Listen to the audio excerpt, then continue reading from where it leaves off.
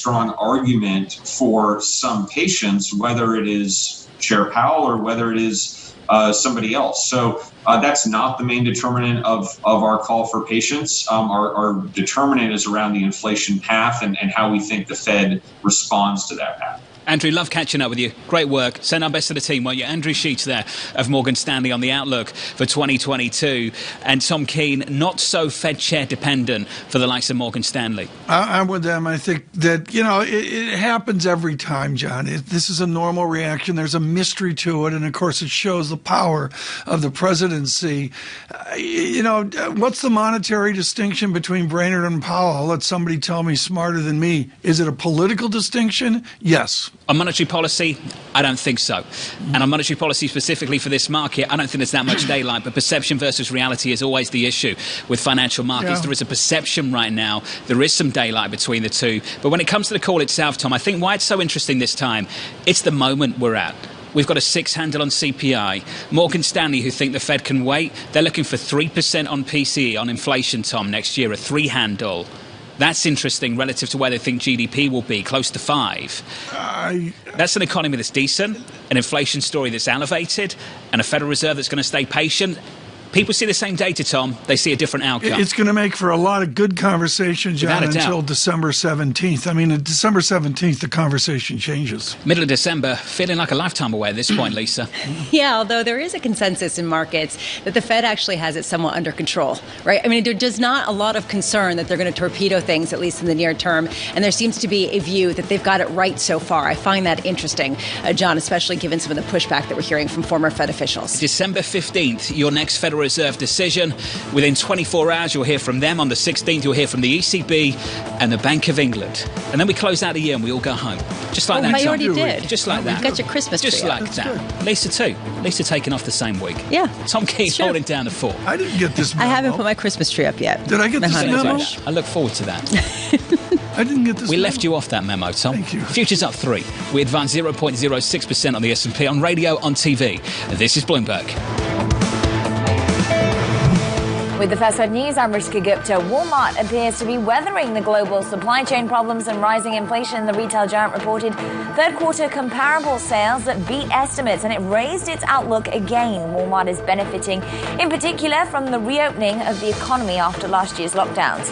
And there's a sign that increased spending in North America on home improvement is outlasting the pandemic. Home Depot posted better than expected results in the third quarter. Comp store sales rose 6.1%, well above the average estimate, and the average ticket size rose to more than $82. President Biden and China's Xi Jinping spoke of the need for cooperation in their first virtual summit. The video conference lasted longer than expected, more than 3 hours, but the two leaders announced no major breakthroughs. They discussed a wide range of issues, including trade, the status of Taiwan, and human rights. And it's another hurdle for Russia's controversial Nord Stream 2 natural gas pipeline. Germany's halted the certification process needed before the link with Russia can start operating. The move comes as the pipeline's operator has decided to set up a German subsidiary in a bid to meet EU requirements. Germany's announcement sent European gas prices up as much as 12%. And Pfizer is taking a step to help coronavirus patients in 95 low and middle income countries. The company will allow generic drug makers to manufacture cheaper versions of its coronavirus pill. Pfizer won't give the royalties from the generic version as long as the coronavirus is classified as a public health emergency. Global news 24 hours a day on air and on Bloomberg Quick Take, powered by more than 2,700 journalists and analysts in more than 120 countries. I'm Rishka Gupta. This is Bloomberg.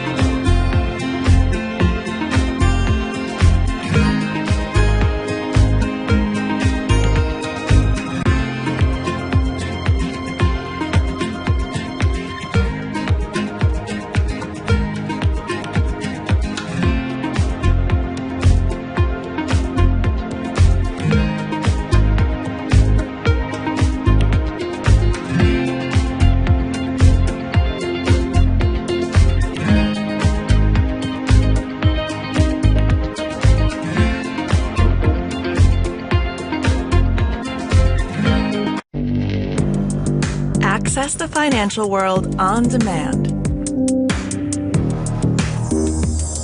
Hear from leading economists, policymakers, and industry experts via live and on-demand webinars, only from Bloomberg. Start exploring to see what's moving the markets. Visit Bloomberg.com/webinars. How much stress is there at the moment amongst the asset managers that actually some of the ESG labeled products, then if you probe, are not green? Well, look, there is some stress, and it's great that there's that scrutiny, and there's that skepticism or healthy skepticism about ESG labels or sustainable labels. And that, again, is one of the reasons we're having this ruthless, relentless focus on net zero, because in the end, look, we can't stabilize the climate unless we get to net zero. And it's as simple, these are hard numbers. Your emissions are either A or B, they're going up or down, and if they're going down, are they going down consistent with the science? We anchor it in the science, the same science the UN and others use for the 1.5 degree objectives. Should this not be compulsory? Should we not have regulators coming in and saying, look, this is a new definition, you stick by it, and we're going to measure it? So I think it's a great question. So let's look at what happened with TCFD, climate disclosure. 6 years ago, you and I were in Paris. We talked about this. We talked about other things. Now that's moving to become mandatory.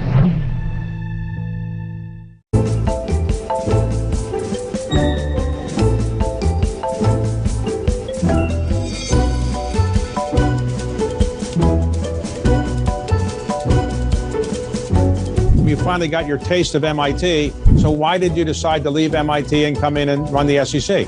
One, when a president asks you to do something, it's really hard to say no. But it's also just an incredible privilege and an honor to serve. Will we get to herd immunity? Or let me ask it a different way. Have we given up on herd immunity as a practical matter?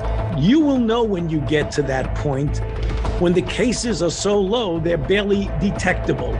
That's what herd immunity means. We don't know what that percentage is, David. If you make a commitment to your client that you are doing something that's green, that it's either an impact fund or it's an engagement fund, you actually really have to do that. And I think we've seen, obviously, in the US. I think that it's hard to put your head around any narrative. Let's just be honest. We've had sort of a shift are we in some sort of stagflation fears moment? People were talking about that all day yesterday.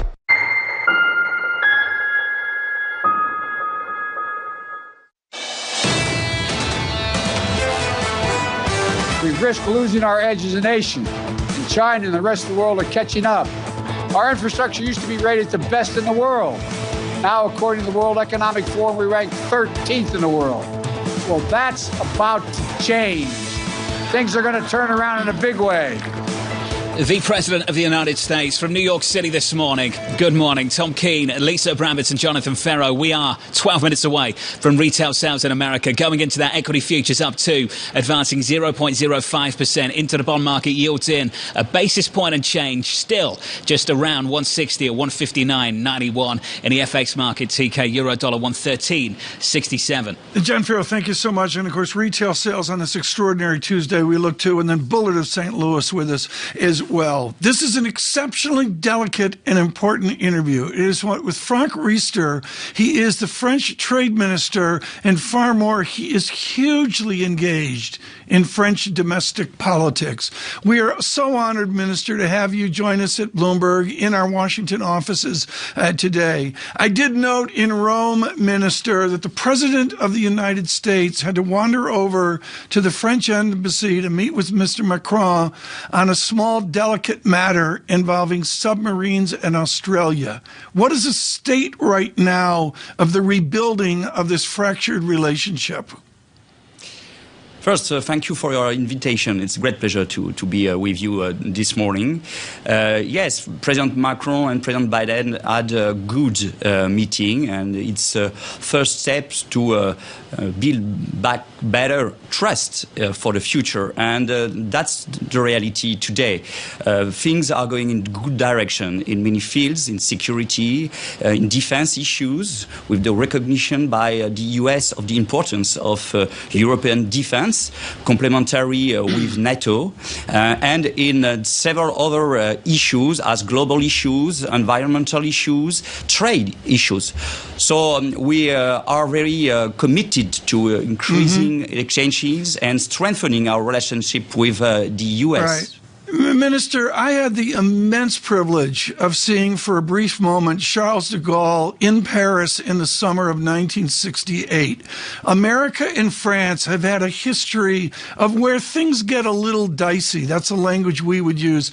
Sir, what is the domestic French reaction to what we saw with Australia and submarines? You are hardwired into domestic French politics. What do the people of France think of what America did to Mr. Macron and the Republic of France?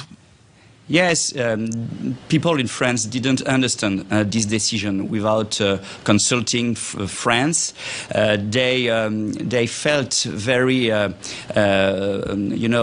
wondered of such an act from an ally, from a friend of France. But now things are going in the good direction, really, because we saw the will of President Biden, of Kamala Harris, of the US to rebuild the trust with France. And so, okay, in the relationship within two countries, sometimes we have problems and we have to talk each other. The main thing is to build trust. And in France, the trust needs to be rebuilt.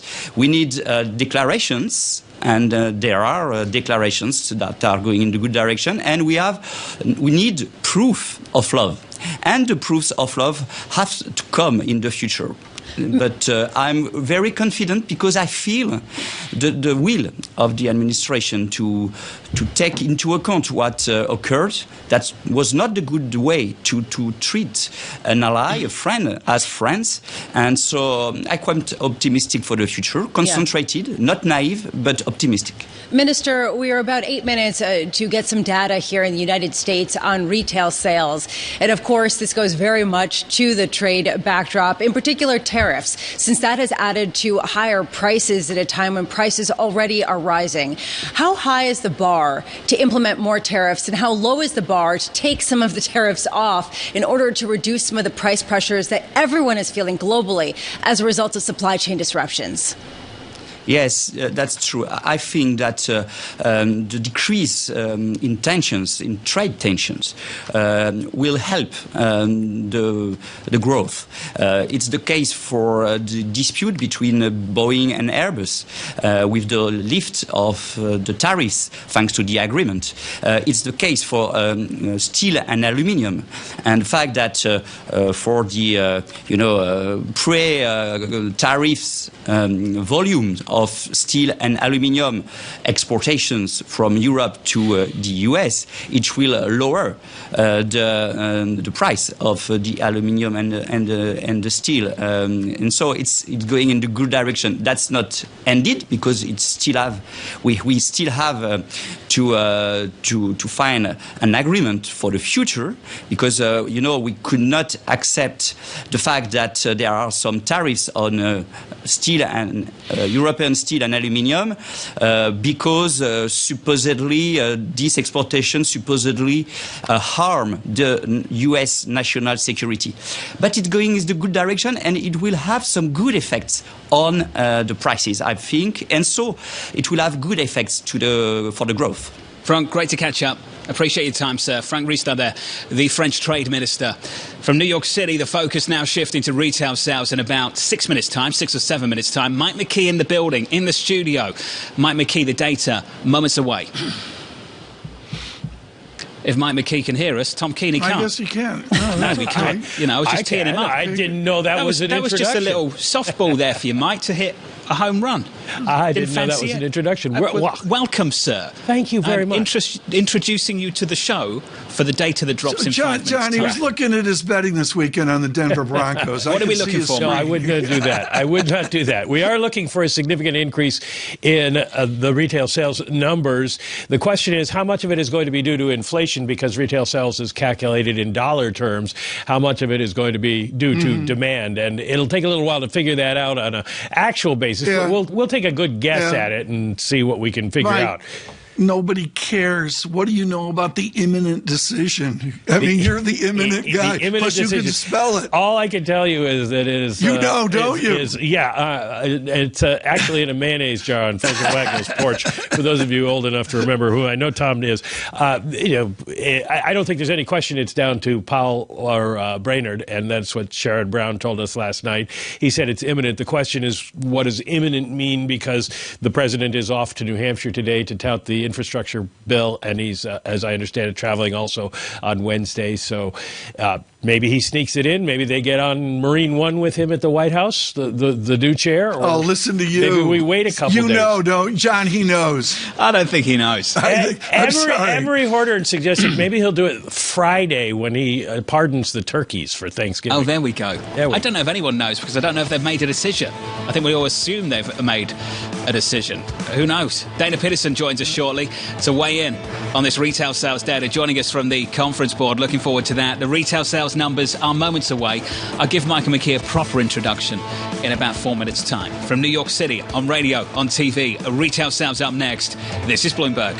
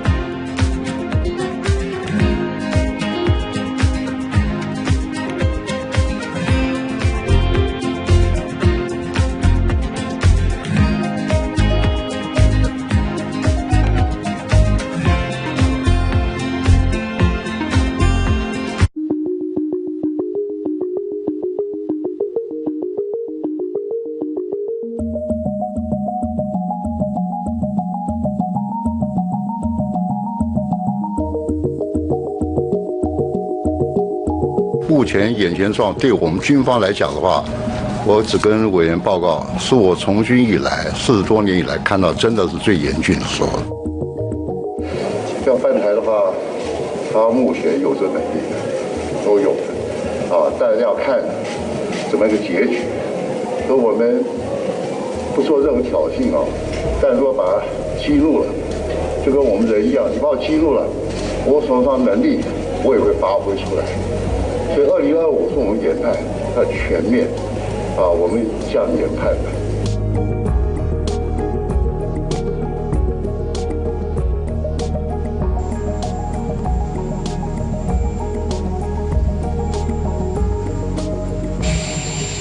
Well, China has, I've spoken with Xi about Taiwan. We agree we'll abide by the Taiwan agreement. That's where we are. And we made it clear that I don't think he should be doing anything other than abiding by the agreement.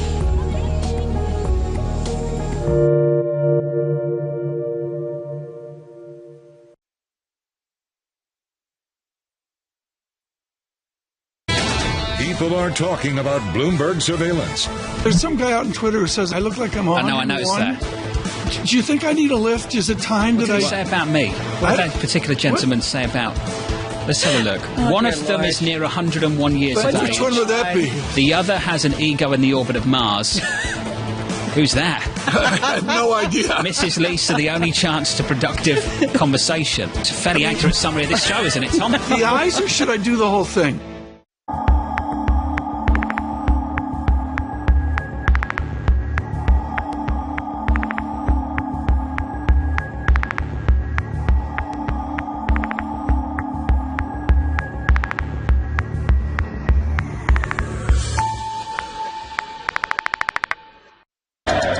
from New York City. We're in London, in Sydney, in San Francisco. 9 a.m. in Beijing and Shanghai. Good morning, everyone. Have a great evening.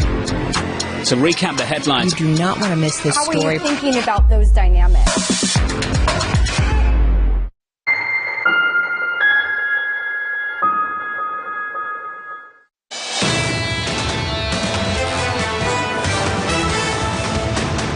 Your economic data in America is seconds away. Going into retail sales in America, futures up 2 or 3 points, advancing 0.05%. 10-year yields in a basis point in and around 160. 2-year yields up a basis point at about 52, 53 basis points. Bit of economic data dropping in America. With that data, let's say good morning to Michael McKee. Morning, Mike. Good morning, John. Let's take a quick look first at import prices. They get to the web sooner. They're up 1.2% on the month. Half of that almost is petroleum. A little more than half is petroleum. And on a year-over-year basis, we are up on import prices by 10.7%. So inflationary pressure is still coming from overseas. Okay, here's the retail sales numbers. Retail sales headline up 1.7%. That's full percentage point above the 0.7% last month, and it is significantly better than what had been forecast.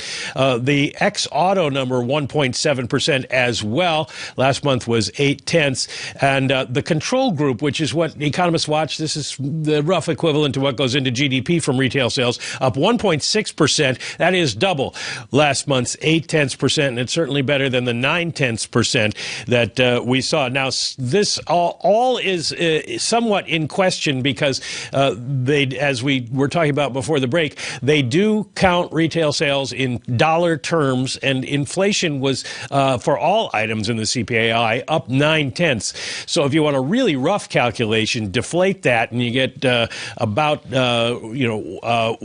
0.8% for the headline number and 0.7% for the retail control group. That's not the way you would do it, but that is one way to look at it. Quickly looking at some of the categories that matter the most, retail and motor vehicles. Let's look at motor vehicles and parts up 1.8%. That's an increase, and that is a little bit of good news since we have had a shortage of cars for sale. Electronics and appliance stores up 3.8%, and you wonder if this is pulling forward Black Friday a little bit. Food and beverage stores up 0.9, grocery stores up 1.1%, and gasoline stations up 3.9%. And of course, that's going to be because the cost of gasoline up significantly. Department stores a 2.2% gain. The only declines that we're really seeing is health and personal care stores down 0.6%, and clothing and clothing accessories down 0.7. Food services and drinking places flat. No change at all. Tom Keene has avoided the Carlisle. Is that the headline out of the retail sales report here? Breaking news.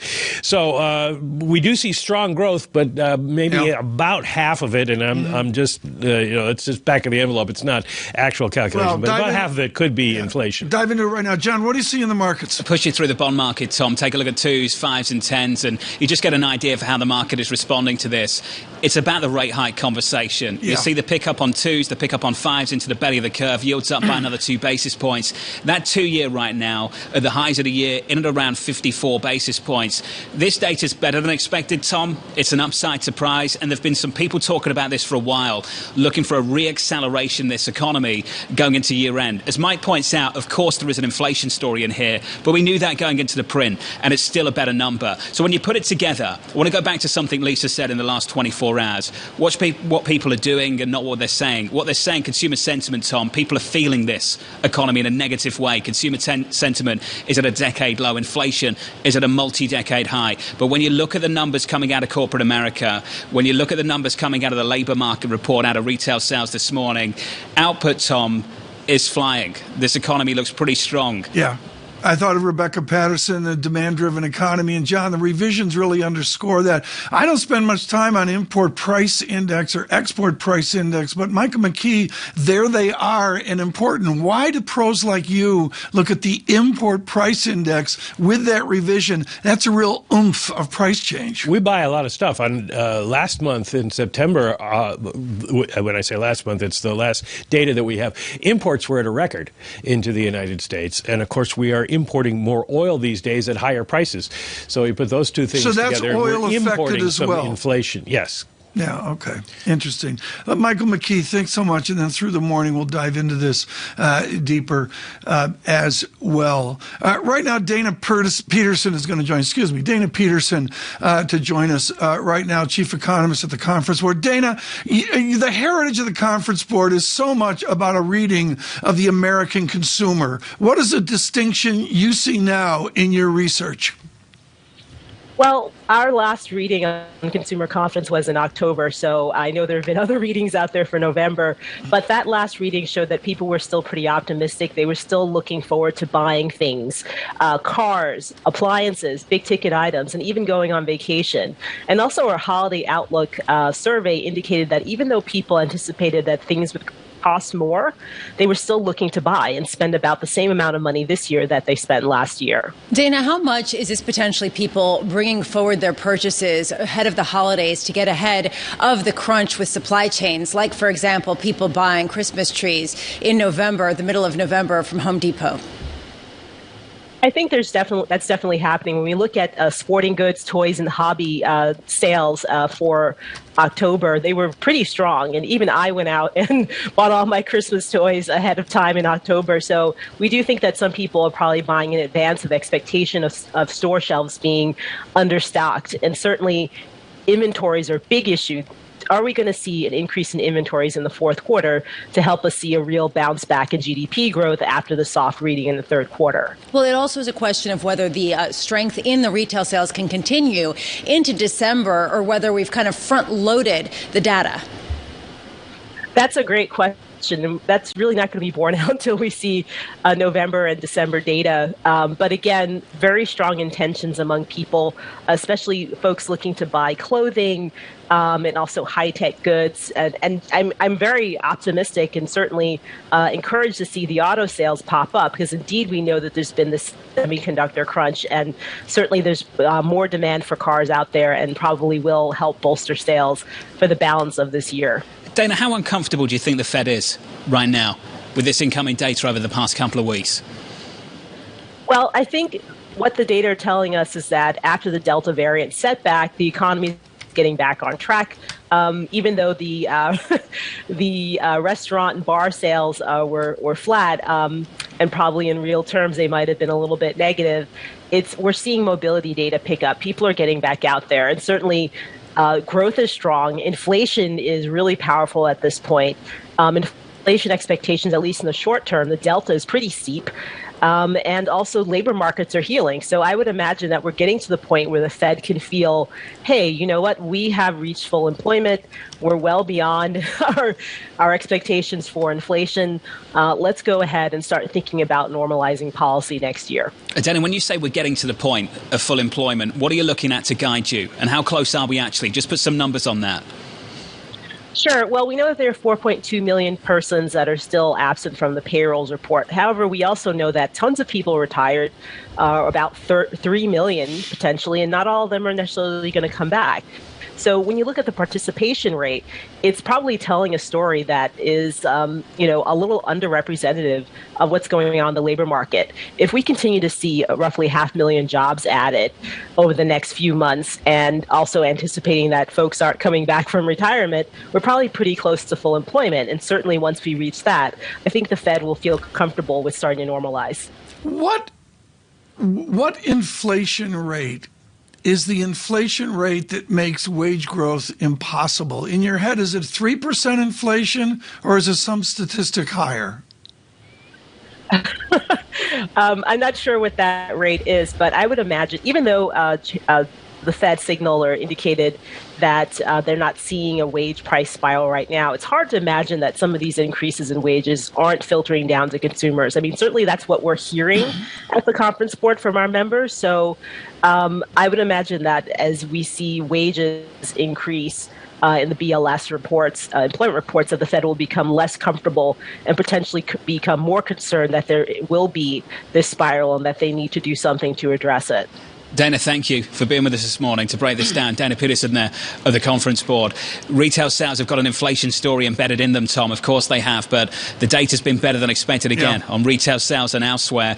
The market's picking up once more at the front end of the yield curve. The conversation about the next Fed rate hike, we'll have that with David Jones of Bank of America talking about the Fund Manager Survey and this latest economic data, Tom, in America. The rate hike conversation gets a little bit more fuel this morning. Just absolutely fascinating. We can't say enough, folks, about the originality of this November of 2021. As we spoke to William Dudley and Mr. Lacker, Jeffrey Lacker, the former president of Richmond yesterday, today we speak with a genuine beast. He's from St. Louis, James Bullard, back to 2008, who set the economic community on its ear a number of years ago, talking about regime change, the idea of how a central bank should act. The PhD from Indiana joins us this morning, and our questions, of course, always led at the beginning, unlike at the press conference, by our Michael McKee. Michael?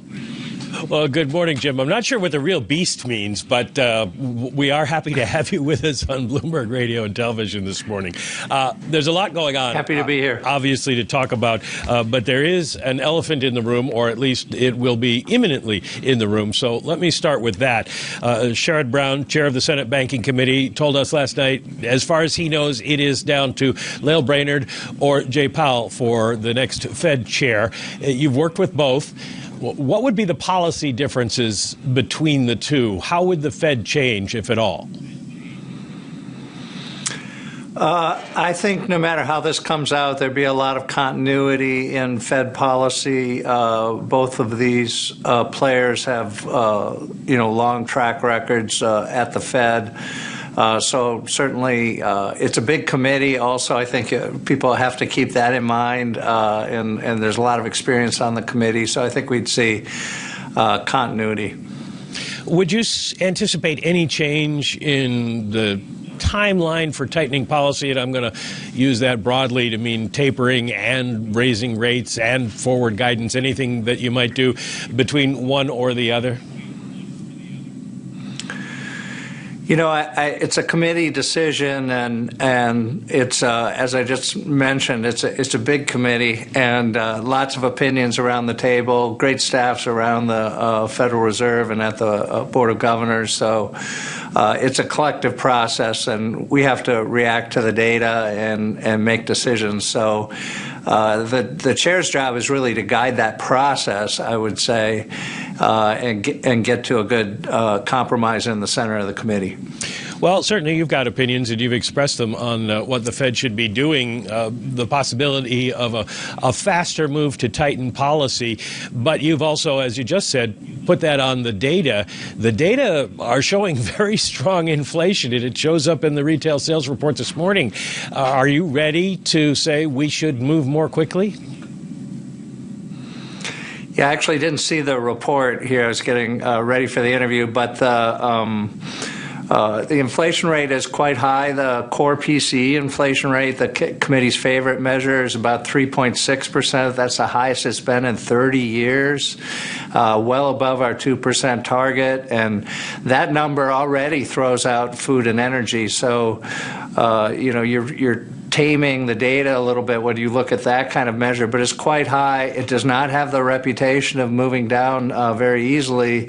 So I think it behooves the committee to tack in a more hawkish direction in the next couple of meetings so that we're managing the risk of inflation appropriately. If inflation just happens to go away, we're in great shape for that. We're set up for that. But if inflation doesn't go away as quickly as many are currently anticipating, then it's going to be up to the committee to keep inflation under control going forward. Well, when you say tack in a more hawkish direction, are you talking about speeding up the taper, even with a risk of a taper tantrum? Are you talking about changing forward guidance? How would you tack?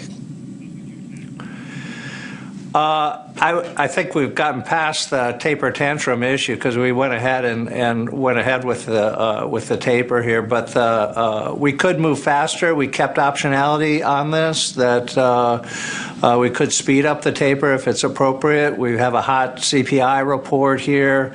As you know, I've advocated a faster pace, a 2010 pace. That's 20 per month less on Treasury purchases and 10 less on mortgage-backed security purchases. The reason I propose that is that we would be done tapering at the end of the first quarter next year, and that would give us a little bit earlier moment that we could assess where the data is and decide what to do on rate policy. So I think that's something to consider. I mean, some might say, well, that's faster than they'd like. I don't know. But we did retain the optionality on this. Jim Bullard, thank you so much for joining us this morning. It would be great to get your sense of Bill Dudley's comments about the end value, the end terminal rate that we are expecting for policy, given how high inflation has gone. A lot of people think it's not going to get beyond 2%. He said 3 to 4%. Do you think that that is a realistic end policy rate? Yeah, that's not my base case right now. I've got rates only rising to where they were pre-pandemic, and I think it's good to keep in mind here that the pre-pandemic economy was not a zero interest rate economy. So, whenever you think we're back to the pre-pandemic levels of output, which we already are, and the pre-pandemic level of labor market performance, then that should be the moment that you're back at the pre-pandemic level of interest rates. We don't really have that kind of plan in place right now, but maybe that's something to think about. I think, this rate policy and tacking hawkishly now could pay great dividends for the committee in the year ahead or the 18 months ahead, because it means that we would have to do less later on, and you'd smooth this whole process out some. I think the scenario that Bill Dudley was describing was one where we get behind the data too far, and then we have to move more aggressively later. And that was a stop-go type policy that didn't work very well in the 1970s. So I think it makes sense to try to move a little bit more hawkishly here and try to manage the inflation risk. Again, if it all dissipates next year, we'll be fine in that situation. Then we can push out rate increases out into the future. But how high can rates go given where the economy is, and how quickly, right? I mean, the idea of front-loading rate hikes makes sense to avoid a sort of gloom and doom scenario that Bill Dudley was laying out, 4% rates, perhaps setting the economy into recession. But how high could we currently handle given the trillions of dollars of debt that we've incurred? Well, I mean, I think the good news is you probably don't have to go to that high of a level to get a normal sense of interest rates. I mean, in 2018, 2019, 1.5% to 2% was kind of a common level, and that seemed to work pretty well for that pre-pandemic economy. There were some adjustments, some trade issues going on then, and other things, but I kind of take it as good news that we wouldn't have to go to that high of a level to remove the accommodation and remove the upward pressure that we're putting on inflation with our current policy.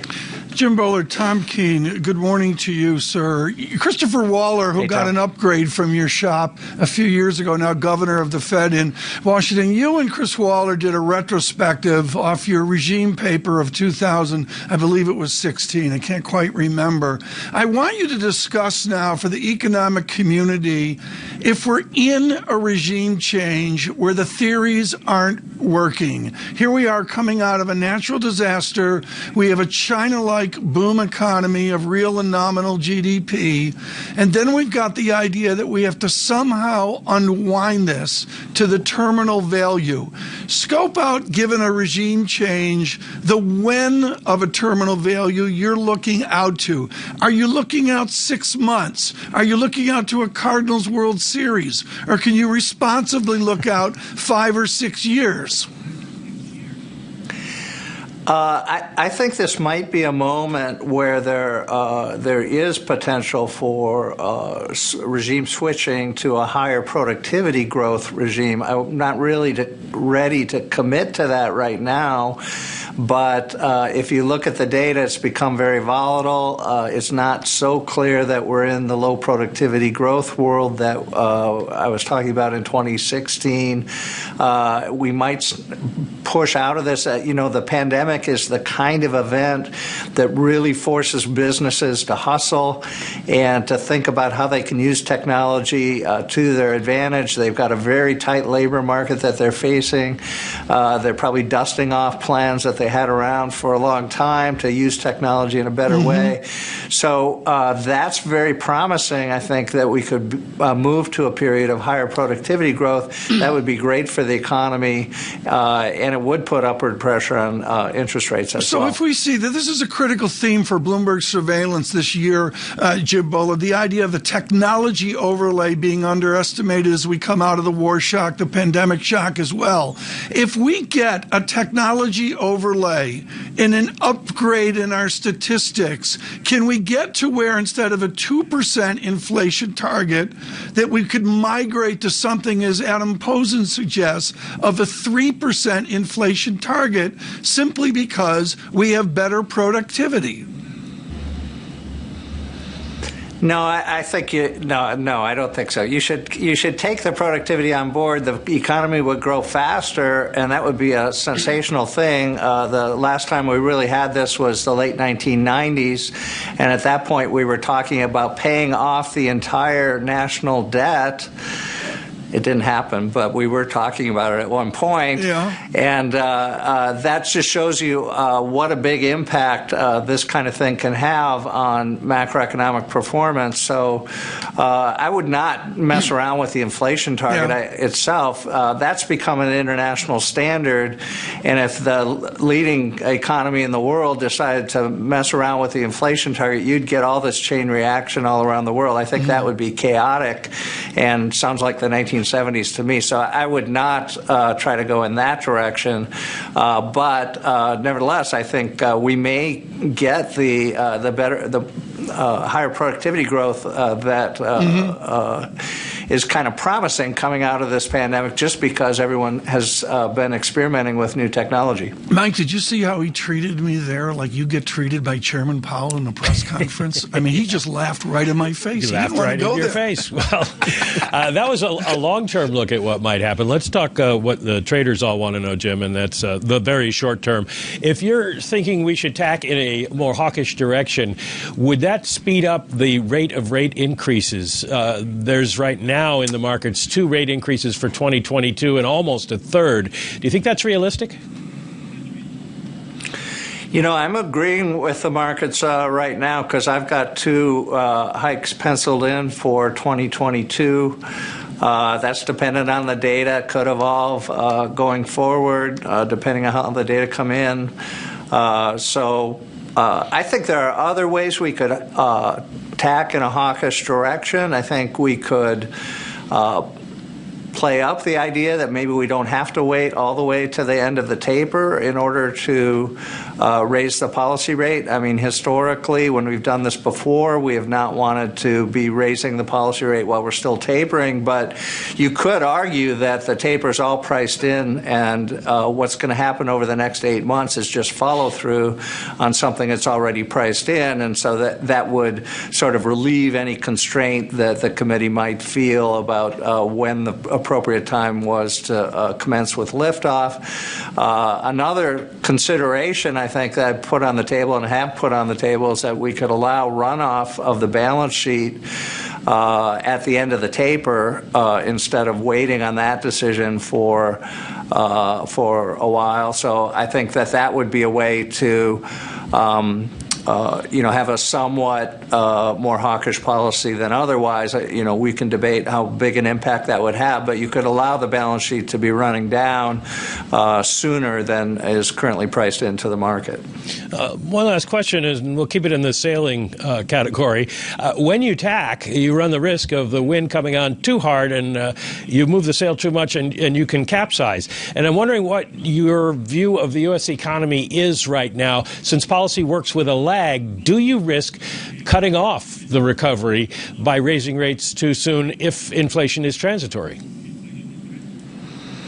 Yeah, well, I love this. I mean, if you're going to be in sailing, you've got to be good at what you do. And I think the same is true of the committee. We have to react to data in the appropriate way and manage the risks appropriately. I liked the chair's emphasis on risk management. at the recent press conference. I think that's exactly what's going on here. You have two scenarios, one where inflation dissipates as the economy continues to reopen, and another one where it doesn't, and you got to be ready for the second one. If the first one comes, we're in great position for that already. So it's really the second one that we have to get ready for here. And I hope we've got the gusts of wind. We're playing that just right here. Jim Bullard, thank you so much. James Bullard is, of course, the president of the St. Louis Fed, and of course, our thanks to Michael McKee as well, not only on retail sales and this boom American economy, but on the delicacies, I should say, of the Fed forward. We got much more. The day extraordinary, Lisa. Are we going to do this tomorrow, Lisa, on Wednesday? I think we have to. I think that we're obligated to come in every day of the week, Tom, and I think that we want to, because honestly, it is a fascinating moment. Yeah. To think that St. Louis Fed President Jim Bullard is talking about other tools to potentially tighten, including allowing the balance sheet to run off, would be a game changer earlier than expected, including also raising rates before the end of taper, because the taper is entirely priced in. Tom, these are innovative kinds of approaches, not the consensus by any means, but really highlight the sense of concern that people have, that the balance of risks is getting a little more heavily weighted to inflation that seems to be picking up quite a bit. Well, it shows our economics, our finance, our investment wrapped around the politics of this pandemic. There's no other way to put it.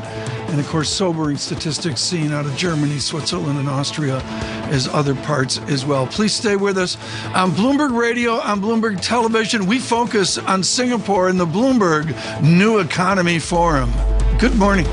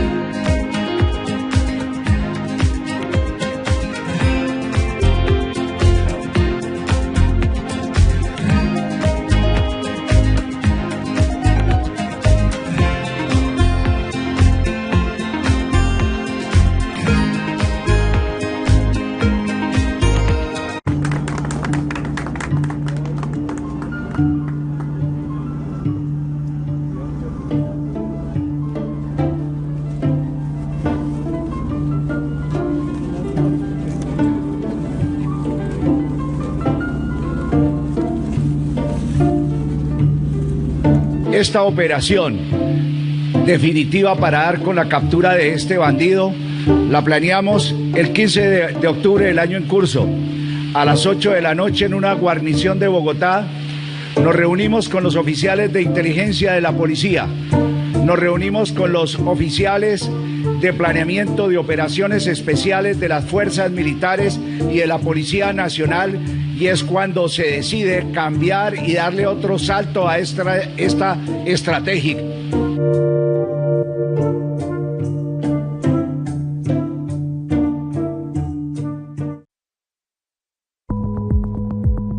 It's such an interesting new world. The world is changing. For us, it's not about being first. It's about being the best. While everyone is zigging, we're zagging. We feel like we can maybe help people out more. We have an enormous number of big ideas.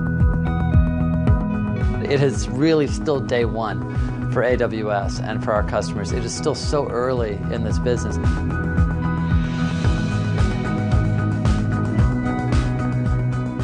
Supply chain team's done a great job on semiconductors. We've been able to secure semiconductors for our entire business globally and been able to keep all of our installations globally, which we do almost 10,000 every day, somewhere in the world, all on track.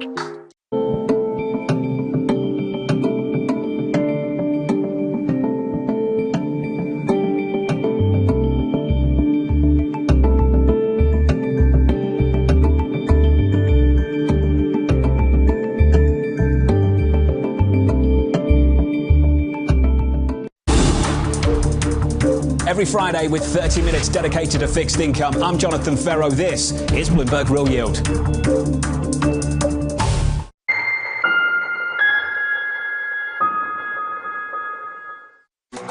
We have some more fuel for the rate hike debate from New York City for our audience worldwide. Good morning, good morning. Your equity market dead flat going into the opening bell. The countdown to the open starts right now. Everything you need to get set for the start of U.S. trading. This is Bloomberg, The Open, with Jonathan Ferro.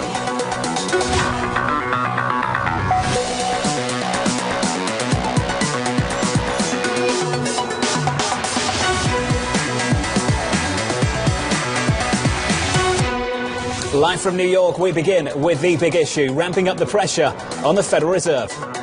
I think they're on track to a major policy blunder. I think they have made a mistake. They got stuck in this narrative, and they held on to it for too long. In the sense of being so slow to start the taper. They're looking at inflation that is much higher than they ever expected. Recovering from that, realizing they've waited too long, is going to cause them to, of necessity, raise rates sharply. The counterfactual is what we're really concerned about, which is come next year this time, it turns out that inflation is a lot hotter. They basically said we're not going to start the taper until we've made substantial progress towards these goals of employment and inflation. If inflation remains as high as it is right now, then we'll be looking back and saying the Fed should have ended taper perhaps this year and hiked rates early next year. By locking themselves in this way, I think they've doubled down on being late.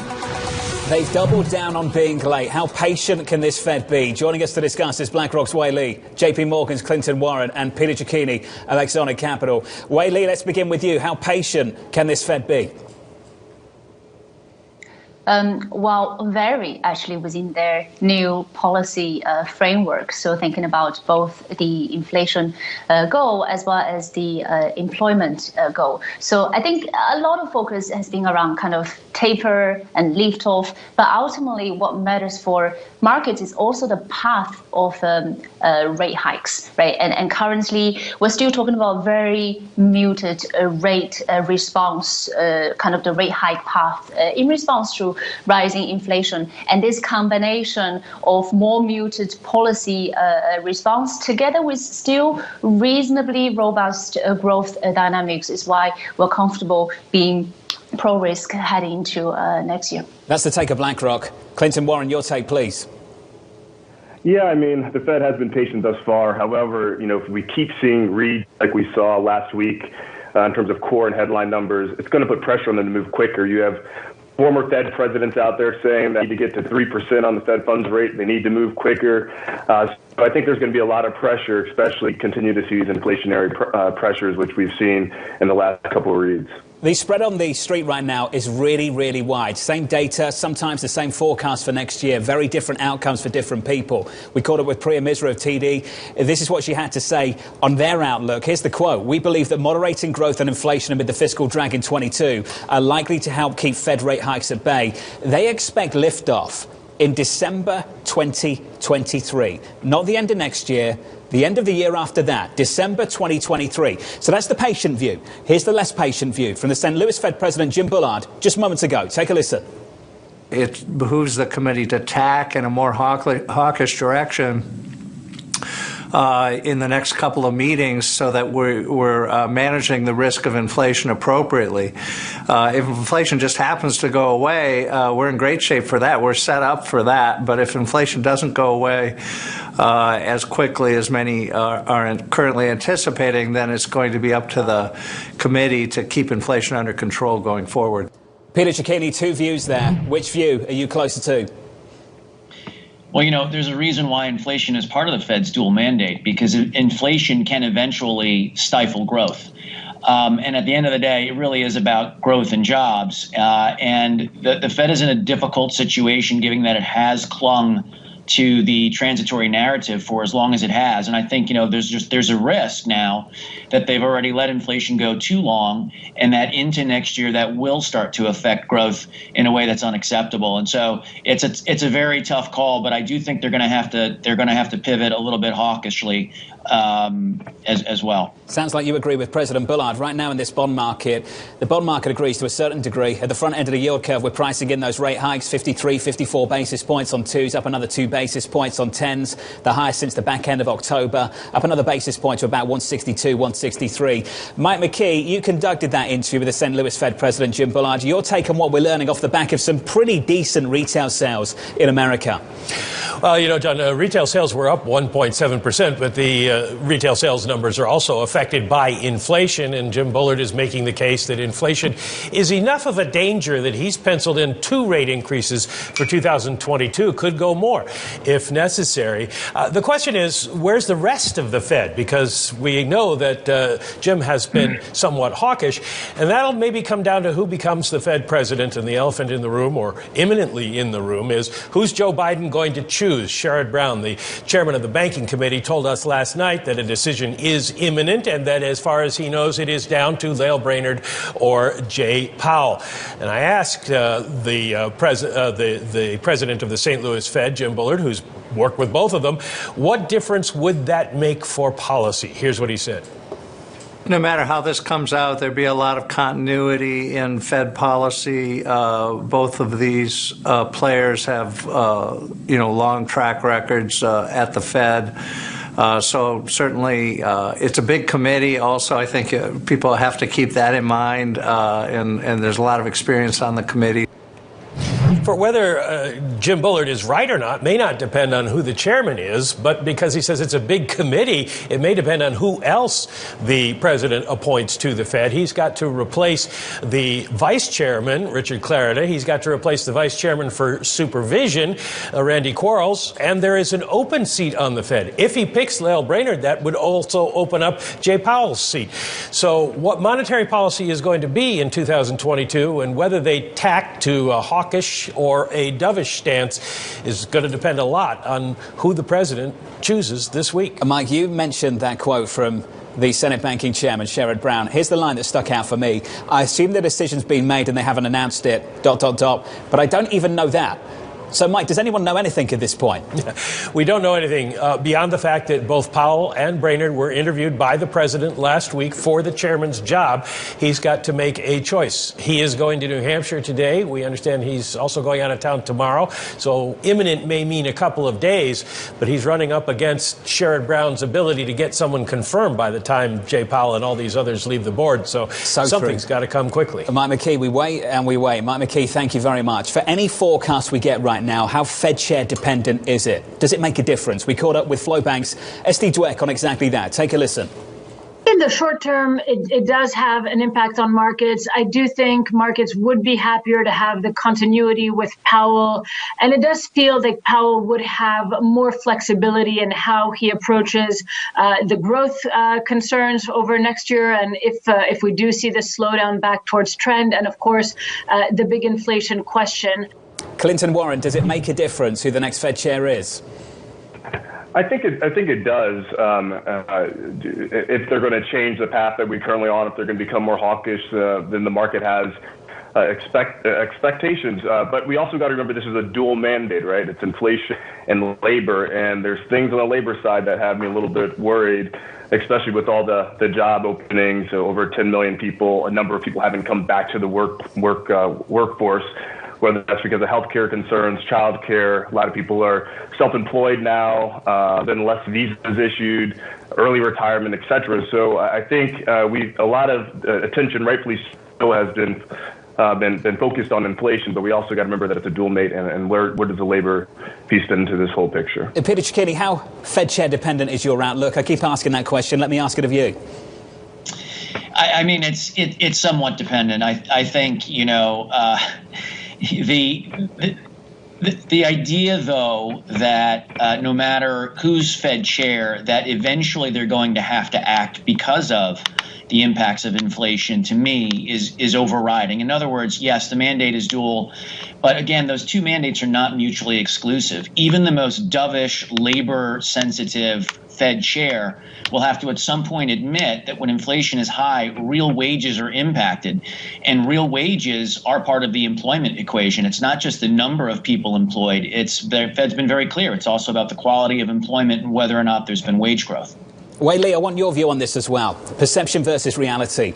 When I listen to people talk about it, there is this perception that there is some daylight between Governor Brainerd and, say, Chairman Powell. When I look at the reality of it, I have my doubts on how much daylight there actually is. How important is that perception that if we get a change, it might matter to some people?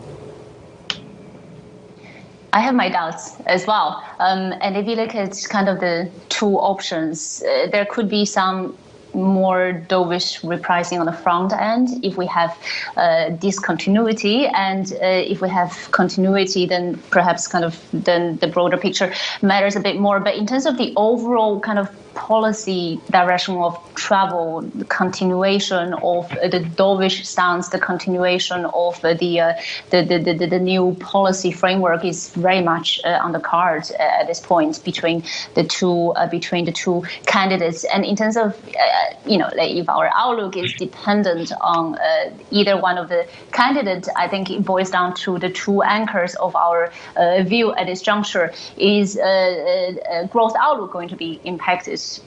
In our view, at this point, between the two candidates, probably not by a lot. And is the real rate environment, the very negative real rate environment, going to be changing? And that does not seem to be responding a lot either to the kind of the choice that we have here. So ultimately, regardless of who is in the seat, I expect us to be modestly pro-risk as we head into next year. We're going to build on that line as we head towards the opening bell. Wei Li there of BlackRock, Peter Cicchini, Clinton Warren. As we build our way through this show, we're going to catch up with Bank of America with their fund manager survey. Here's the quote. The November survey was more constructive than the bearish October survey, with clients ending 21 risk on via the biggest overweight of US stocks since August of 2013. Looking forward to catching up with David Jones of Bank of America in about 30 minutes' time. Up next on this program, coming up, President Biden taking a victory lap. Today, we're finally getting this done. America's moving again, and your life is going to change for the better. That conversation up next. This is Bloomberg.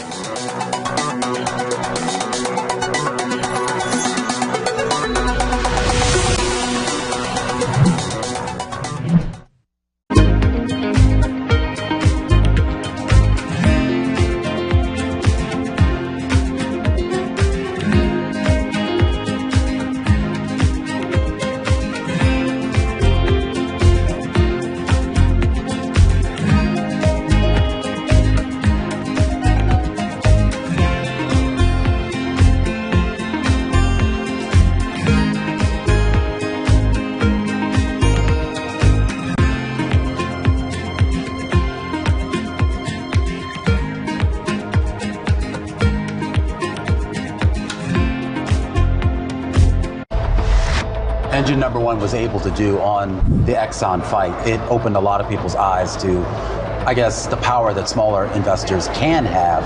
And I'm curious as to how other people can sort of look at what you did and use that is either a template or maybe just some sort of guide as to how they can sort of approach their relationships with other companies. We founded the company in Engine Number One on the idea that we take the data, not ratings and rankings of the ESG of the past, but we actually take the environmental, the climate, the social, worker data, and we simply use it to look at the valuation of companies and look at it over a long period of time. And so if you think about it that way, you own these companies. Everybody that owns the company, whether you're a big institutional investor or you're a small retail investor, you own the company. You have a voice, you have a vote every year. Yeah. And so our approach is to use the vote and engage with these companies over time. But that's always been the case, I mean, at least in theory. This is a market that over the past few weeks has made it clear it wants to go higher. It got a little spooked by the idea that geopolitical tensions are rising. BSO Now is your online home for weekly Boston Symphony Orchestra and Boston Pops performances. See new concerts that go behind the scenes, plus acclaimed archival concerts. Visit bso.org/now, where the music plays on. BSO season sponsor, Bank of America.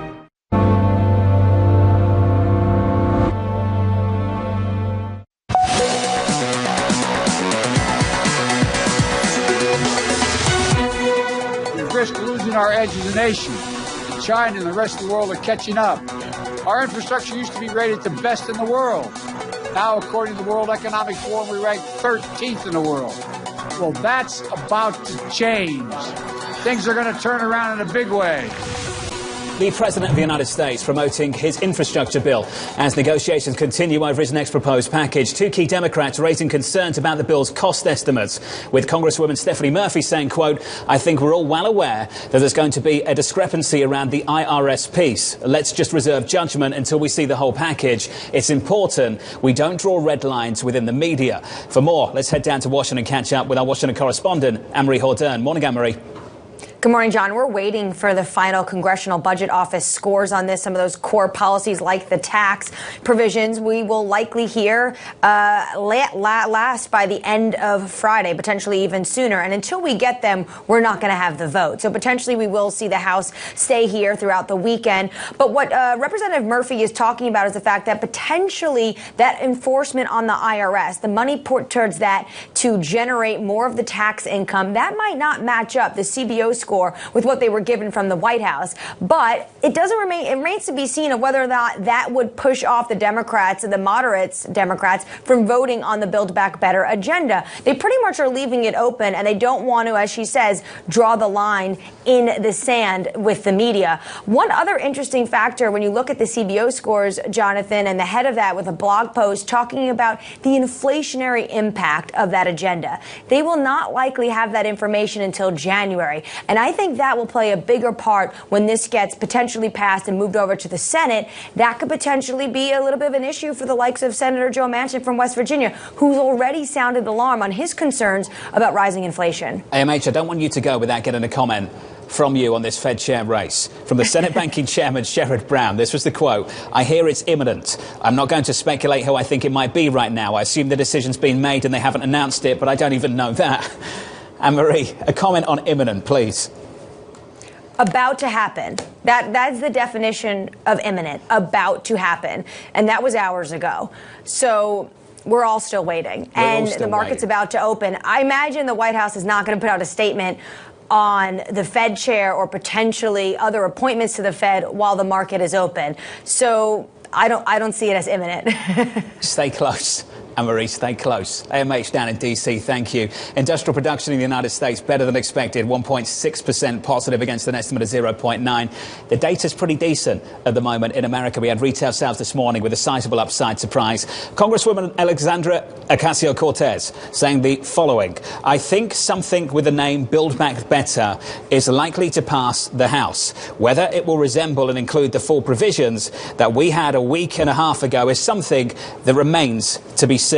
Back with us on this, I'm pleased to say, Wei Li, Clinton Warren, Peter Giacchini. Wei Li, if you think we've broken out of this low inflation regime, how dependent is it on a robust fiscal impulse from Washington? Well, our view around the higher inflationary environment that we're heading into in the medium term is very much predicated around the fact that we have shifting supply chain, previously focusing on efficiency to now focusing on resiliency. So that pushes up cost side of things. And then we have new policy framework by the Fed. And we also have this greater awareness, concern around fiscal sustainability, fiscal dominance. With higher debt levels, rates cannot push up too high too quickly, and that leaves room for inflation to actually push higher.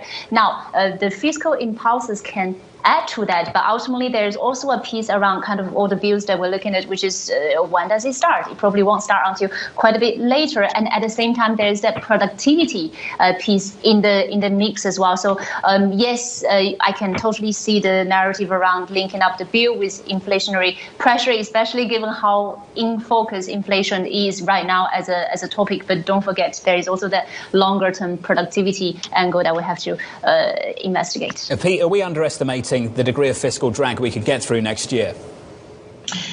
Yeah, no, I don't think it's going to come from the infrastructure bill. I think, in fact, the infrastructure bill is a net positive with not all that much inflationary impact. I think it will help to sustain the inflationary trend somewhat. But inflation right now really is a bit more about the supply side impacts of the pandemic and how quickly that they can heal.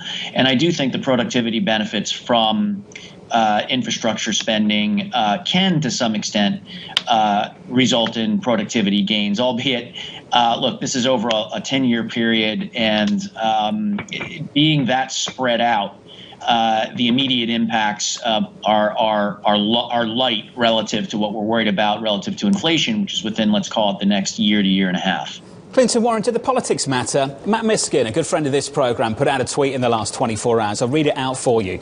Don't allow the politics in your portfolio. Under the Biden administration, thus far, top-performing asset classes include oil, energy, MRPs, regional banks. Under the Trump administration, tech, growth and China. Focus on the cycle, not the politics. Does that resonate with you, Clinton?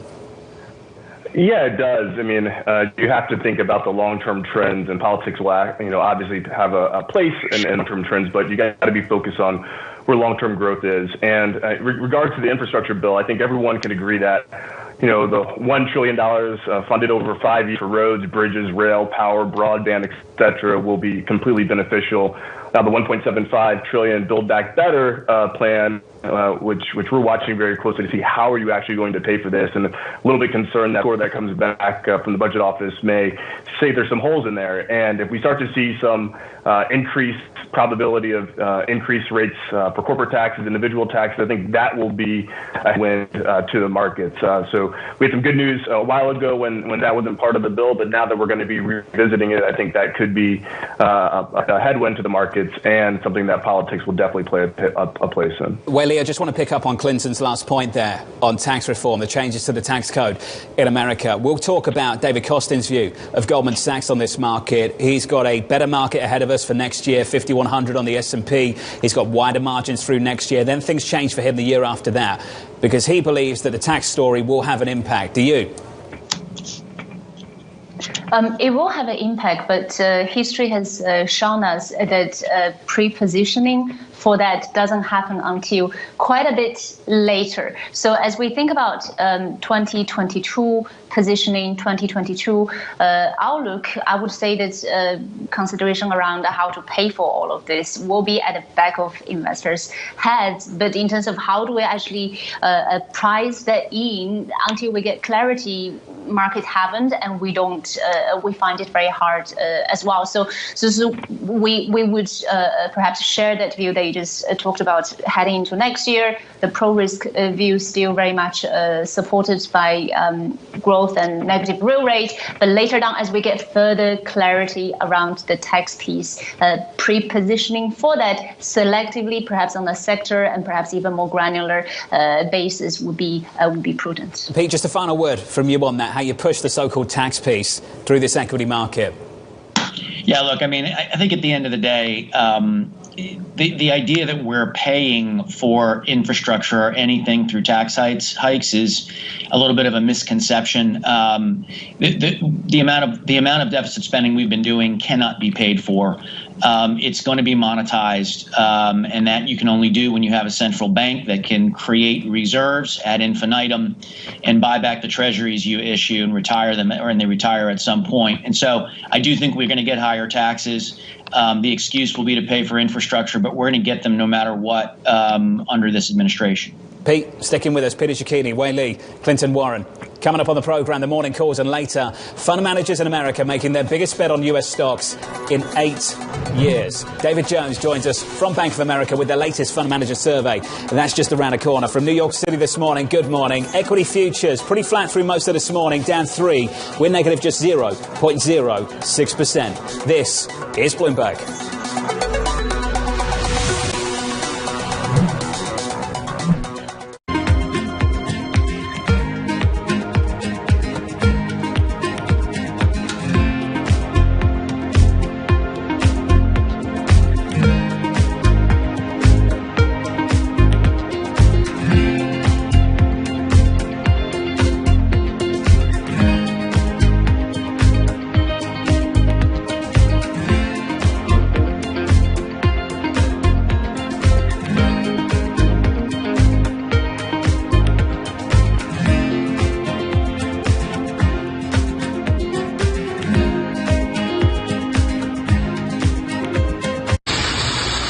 We represent 5,500 forecourts, which is roughly 65% of all service stations in the UK.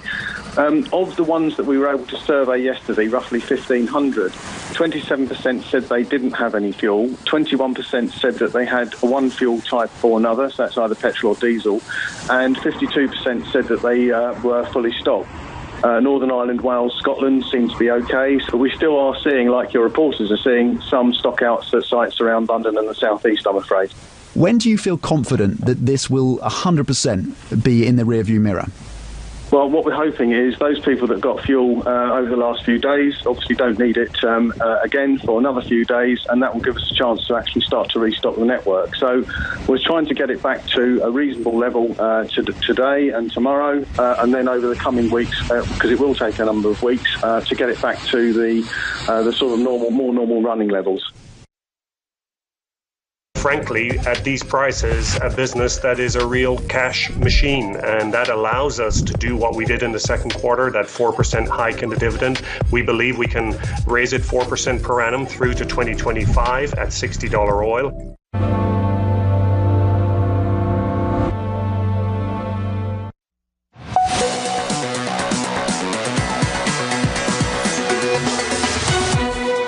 Five minutes away from the opening bell, your equity market slightly negative, down by 0.05% on the S&P. On the Russell, we're negative a third. On the Nasdaq, down 0.2%. On the S&P, we're going to have a big conversation about Goldman's call for next year, year-end 22, looking for 5,100 on the S&P.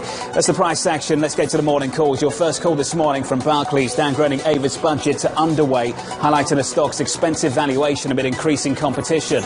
Your second call from UBS, upgrading Workday to a buy, 370 price target. The analysts seeing potential upside after recent checks revealed a number of strengthening trends. That stock is up by 1.95%, just north of 301 in the pre-market. Your third and final call from Goldman, downgrading Southwest Airlines to neutral. The analysts expecting greater cost pressure to weigh on the company's profitability. We're down there by 0.8% to 48.73. Coming up, Walmart with a beat and a raise, but investors remaining concerned about rising prices and supply shortages. That conversation just around the corner. From New York City this Tuesday morning, good morning. Your Cash Open next.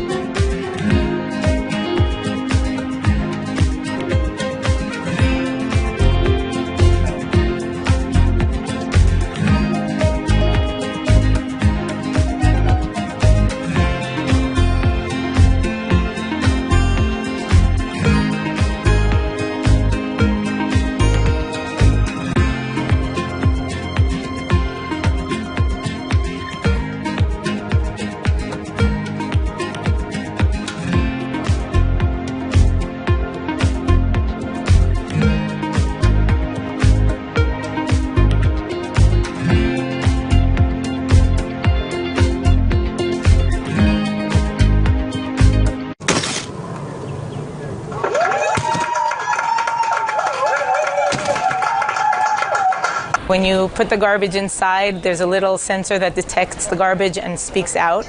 And this is one of the initiatives that we have created here. We, as the residents of this neighborhood, a bunch of neighbors that have come together to try to deal with the fact that our neighborhood is dirty. We want to make a difference. We want to have a clean streets that look nice and are nice to walk in.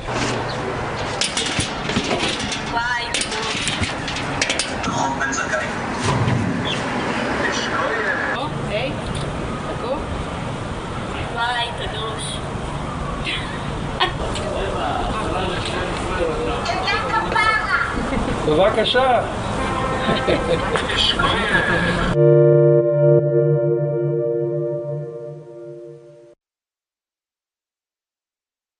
Bloomberg has enhanced search on the terminal to deliver what you need when you need it. Now, you can simply type phrases in everyday English in the command line. Compare financials. Find people. Analyze markets. You can enter phrases or ask questions. What do you want to know today? Ask a question or visit SearchGo to find answers now.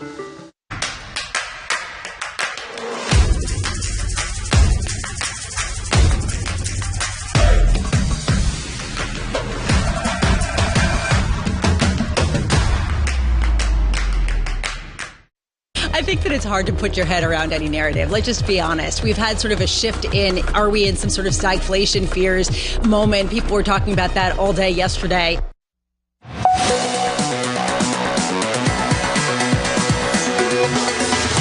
24 seconds away from the opening bell in New York City this morning. Good morning. Keep those outlooks pouring in. The range is set 5,100 at the high end from JP Morgan, rather from Goldman Sachs, year end next year. At the low end, 4,400 at Morgan Stanley. We'll get more of them as the weeks progress. Equity futures down 3, negative 0.06% on the S&P. That's your opening bell. Get to the bond market. After retail sales, yields are higher by a basis point on 10s at 162.15 on a US 10-year. They are higher even more so on 2s as we start to think about rate hikes at the Federal Reserve. With that, dollar strength, euro weakness. Euro dollar back to 113. We've gone from 114 to 113. One big single figure in a blink of an eye. 113.40, down 1/4% on that currency pair. Crude is negative about 0.4% at 80.54. At about 25, call it 30 seconds into the session, your equity market is slightly positive by 0.02%. We advance. Consumer discretionary top of the pile, up 1/4%. Communication names down by 1/3%. A little bit of a move on Walmart if you want to bring up a single name. That stock is negative 1.6%. The earnings were decent. It was a beat and a raise. The earnings were decent. The stock is lower. But bear in mind, we have had almost a 40% off the back of this story throughout the year so far. 40% higher year to date on Walmart. Let's bring in Wei Li, Clinton Warren, Peter Giacchini for more on this. Wei Li, these consumers don't feel good right now, but these retailers keep performing. These margins are still okay. The profitability story is good. Wei Li, how is that possible? Well, margins have been expanding, isn't it? Despite the fact that we're talking about some of the structural trends that have been supportive of margin expansion in the past, now potentially stalling or reversing trends like low tax rates, low interest rates, and low production cost, low labor cost, right? So it's really remarkable how strong corporate earnings and profitabilities have been so far. Even just the latest earnings season, Q3 earnings grew 43% versus 30% expected at the beginning of the season. It's a bit weaker compared with the previous quarter, but still way, way, way above historical kind of average levels. So we don't expect this strong momentum to persist as we head into the rest of the year, as we head into next year. It's very normal as we come out of the restart momentum, these very elevated levels that we're seeing right now would normalize, would trend lower. But it's important not to overreact when we see that Delta negative increments coming through, because we have to recognize that the nature of restart is that we have a bit of a pop, and then we get back to normal. And our expectation for earnings continue to be weaker than where we are, but still reasonably well supported. And again, kind of supporting that broad repo risk stance that we have. Clinton, your reaction to that story, please.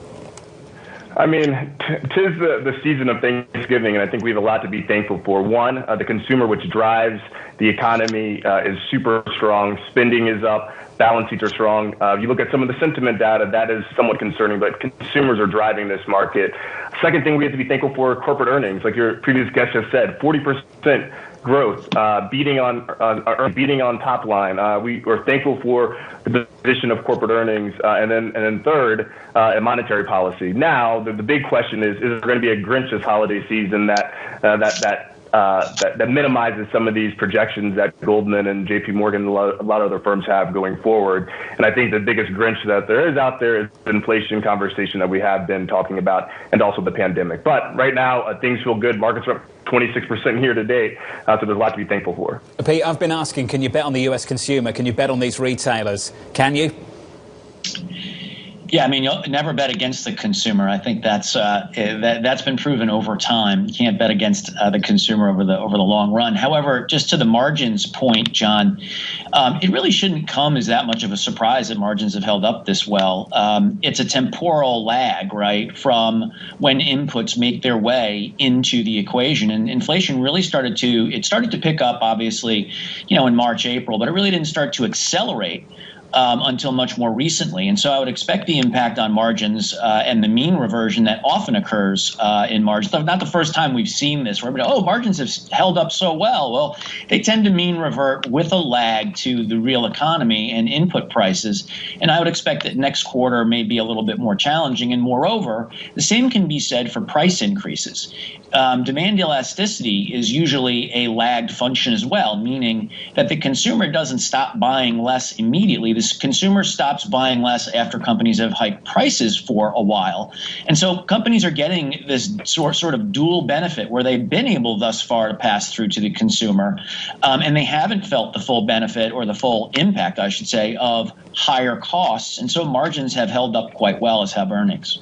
Pete, I need to correct myself. I talked about Walmart being up 40%. I'm talking about Home Depot, obviously. They're the one that's had the big year, 45% higher now year to date. Home Depot, in the early part of trading today, positive by about 2 or 3 percentage points. Walmart not doing much on the year so far, year to date. I want to talk about these retailers a little bit more. We can do that with Abby. Morning, Abby. Hi there, John. Well, Walmart really is an interesting story here, given the fact that the stock is down and they put up a classic beat and raise quarter, perhaps some concerns about the future. We're all talking about inflation and whether these companies are managing rising costs. Walmart so far is doing so. In fact, if we dig into the results a little bit more, they stomped on same-store sales. We're going to see they put up same-store sales of greater than 9%, the best quarter since the middle of 2020 in the pandemic. That's the type of buying that's happening. Their outlook is also strong, up 6%, excluding fuel for the full year, up from a prior low of 5%. The earnings range was raised. This is the third consecutive raise. So clearly, again, this company so far is managing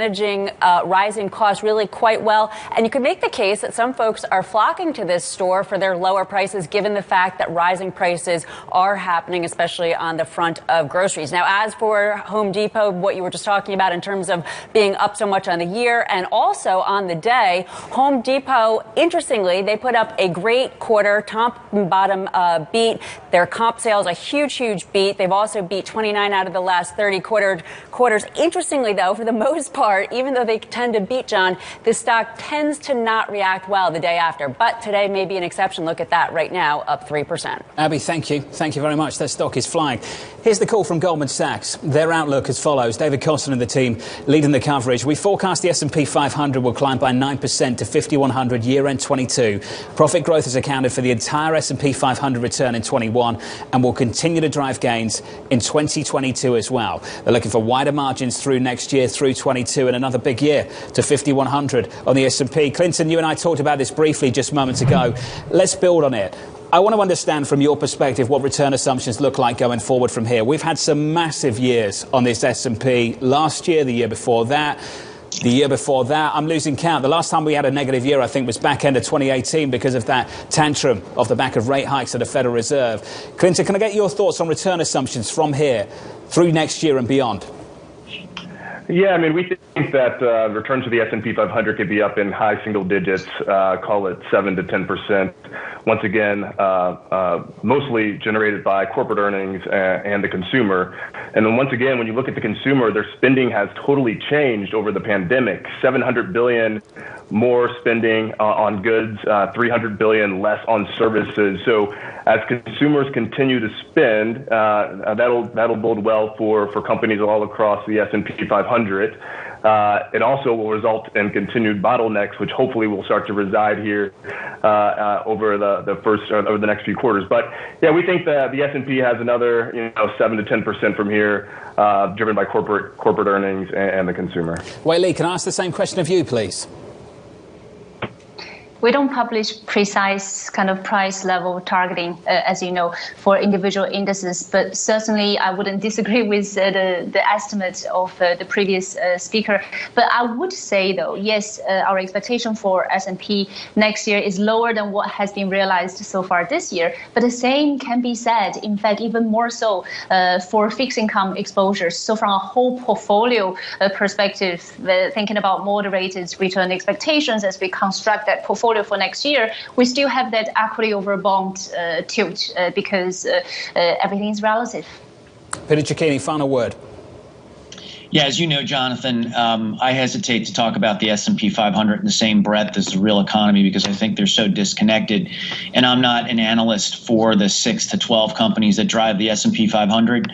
I've been, cautious year to date on small caps until recently. I think the look through on equities is going to happen into next year. I think maybe we correct into Thanksgiving and that we rally into early next year.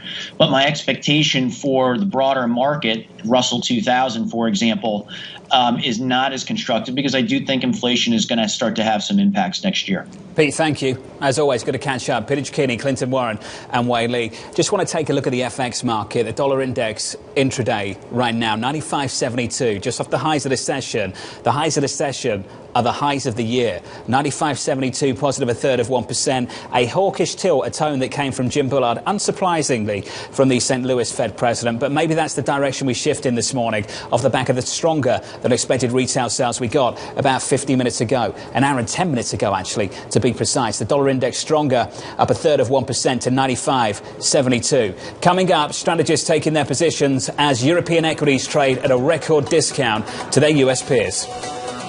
People look at multiples and say, gee, the U.S. multiple is so much higher than the multiple in Europe. That's true, but what it misses is a look at fundamentals. And the quality of the companies in the U.S. is much superior, and is the long-term earnings growth. And so I look at it, and I'm still very favorable on U.S. equities. Coming up on the program, just why so many people in the Fund Manager Survey are very, very bullish U.S. equities. That's next with Bank of America's David Jones. From New York, this is Bloomberg.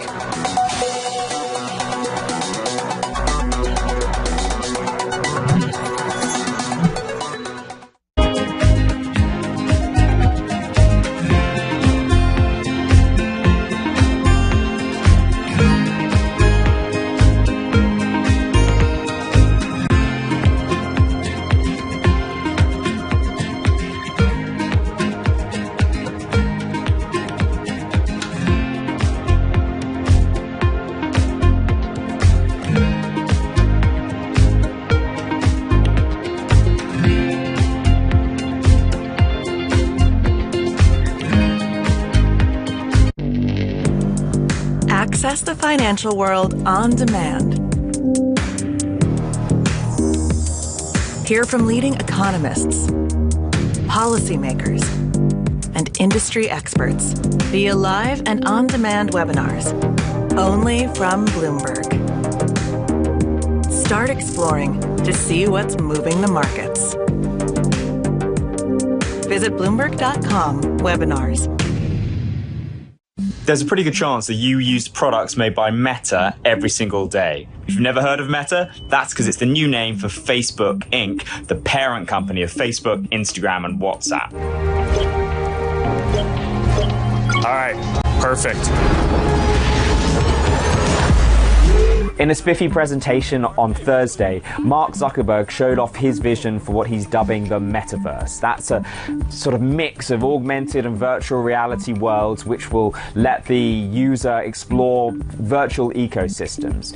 Much of what he showed isn't yet available. It's really his vision. In that sense, it was more like the sort of presentation Elon Musk does, where he looks at what he hopes might happen one day, than what Steve Jobs does, or Steve Jobs did, which is showing off products he already has available.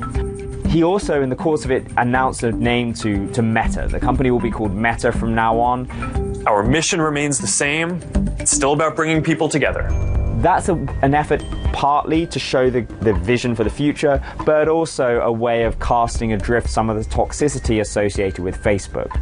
But if this new company is going to be a success, or the new company vision is going to be a success, he will still have to deal with a lot of the same challenges that Facebook has faced. Concerns about privacy, content management, those are going to be just as pertinent, if not more so, in the metaverse as they are right now on Facebook's existing apps.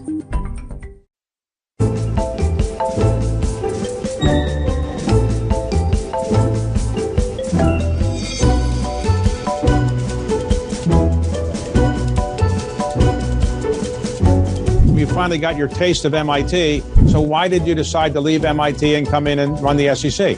One, when a president asks you to do something, it's really hard to say no. But it's also just an incredible privilege and an honor to serve.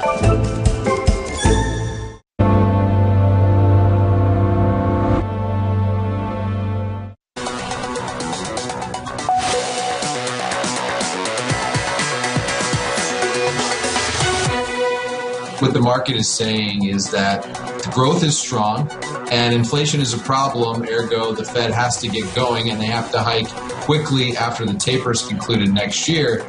But then they'll be able to stop after a few hikes and everything will be okay and calm down. And I think that's a very unlikely path. There's a disconnect there that does not make sense. That was Columbia Threadneedle's Gene Tanuzzo on that, backed up from what we heard from Bill Dudley just yesterday, the former New York Fed president. Meanwhile, Bank of America and their fund manager survey breaking down the number of hikes expected in 2022, with the majority expecting at least one or two. With more, here's Abby.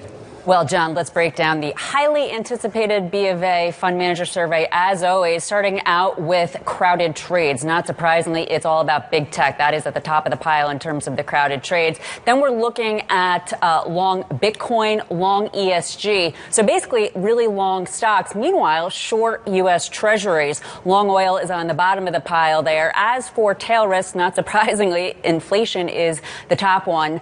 Transitory, seen as that risk. 33%, then central bank hikes. China asset bubbles still get a nod. COVID-19 toward the bottom, and then the fiscal cliff barely at all. As for inflation itself, if we take a look at the breakdown relative to your first question, most do see it as transitory.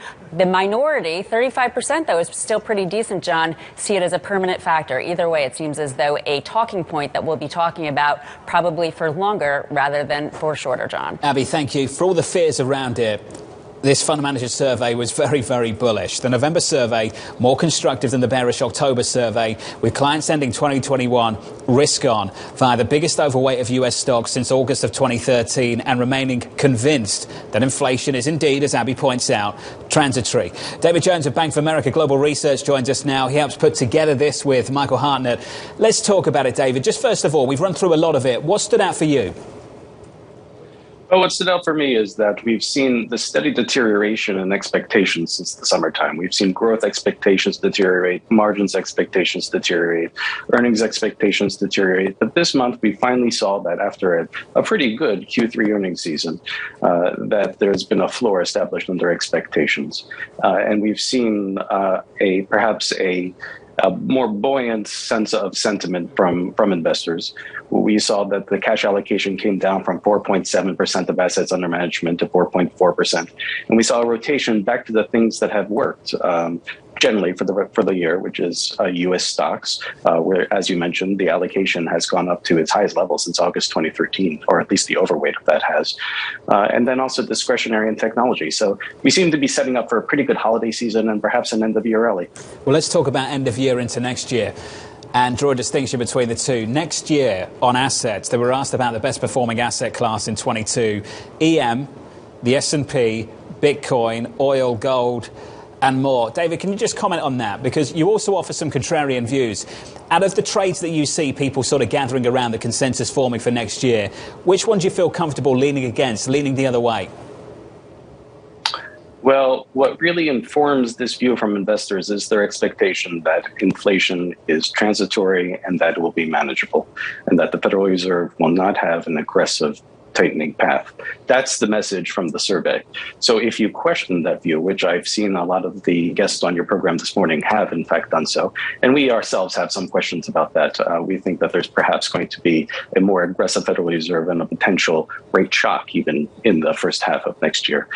Then you have to start to question some of those views, whether you really want to be a long technology or whether you might want to perhaps barbell that or hedge that exposure with staples and utilities quality defensives. David, can we talk about what informs your view on the Federal Reserve right now? We've had a massive range this morning. Pre-measure of TD is looking at December 2023.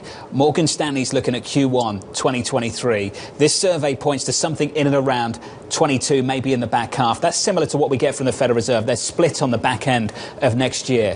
Where are you and the team? Where's Bank of America?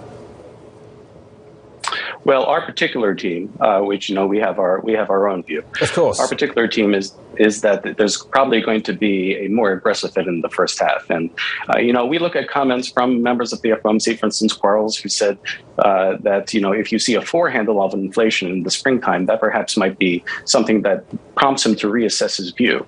And just mathematically, when you go through and you do a month-over-month increase in what the CPI would be, you can very easily get to a 4 handle.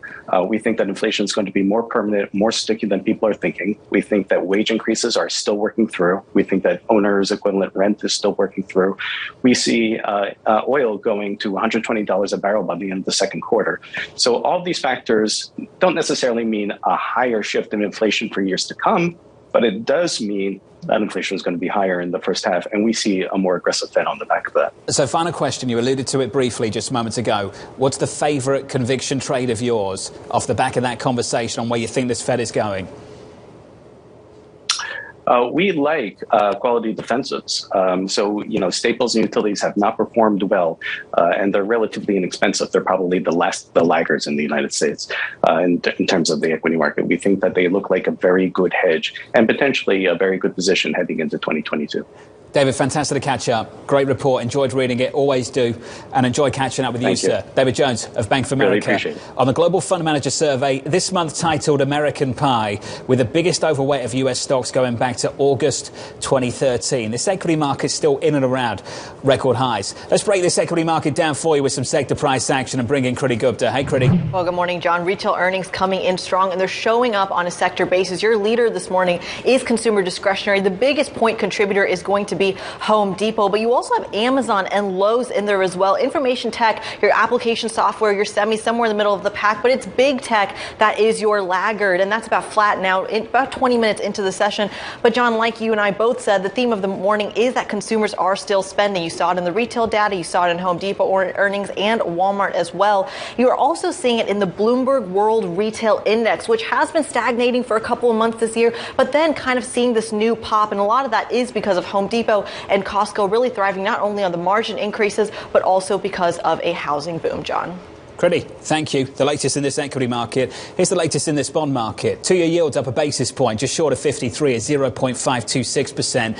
Retail sales coming in better than expected, an upside surprise. Retail sales coming in hot. Bank of America, we got their views just moments ago. This is their view on inflation. Inflation is broadening in the US with over 40% of the inflation basket, 40% of the inflation basket showing more than 4% year-over-year increase in CPI. While the Fed wants to be patient and see if higher wages can lure people back to work, it may face pressure to respond. It may face pressure to respond, and that's the conversation right now happening at the front end of the curve, out to the belly. And that's how you see this market respond to the incoming data. Data's hotter, yields up at the front end more than at the long end, and we see that again this morning. Just a subtle view, up by about a basis point on 2s and down by almost a basis point on 30s to about 199, just short of 2%. That's the story of the bond market. Coming up, we'll get you your trading diary, the events you need to be watching going through the rest of this week and into the weekend. From New York City, this is Bloomberg.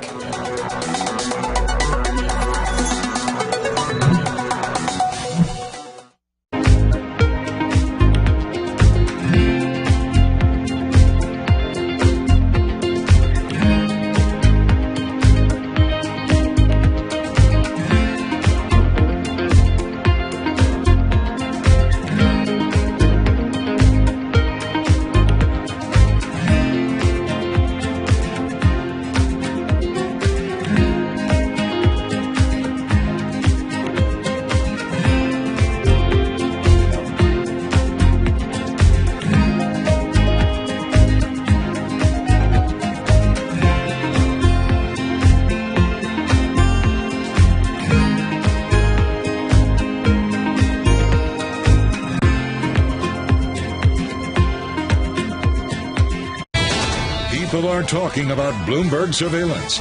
There's some guy out on Twitter who says I look like I'm on. I know, I noticed that. Do you think I need a lift? Is it time What did he say about me? What did that particular gentleman say about... Let's have a look. One of them is near 101 years of age. Which one would that be? The other has an ego in the orbit of Mars. Who's that? I had no idea. Mrs. Lisa, the only chance to productive conversation. It's a fairly accurate summary of this show, isn't it, Tom? The eyes, or should I do the whole thing? On the supply chain, are you starting to see things improve? And if you are, where specifically, sir? Well, this year we have been mostly affected by the semiconductor situation. And we believe that the quarter three was the quarter that was most affected. West Coast ports aren't critical to our supply chains. Again, there have been times where trucker shortages have impacted our ability to bring product to some of our terminals. We've worked through that. But for the most part, our supply chains are functioning.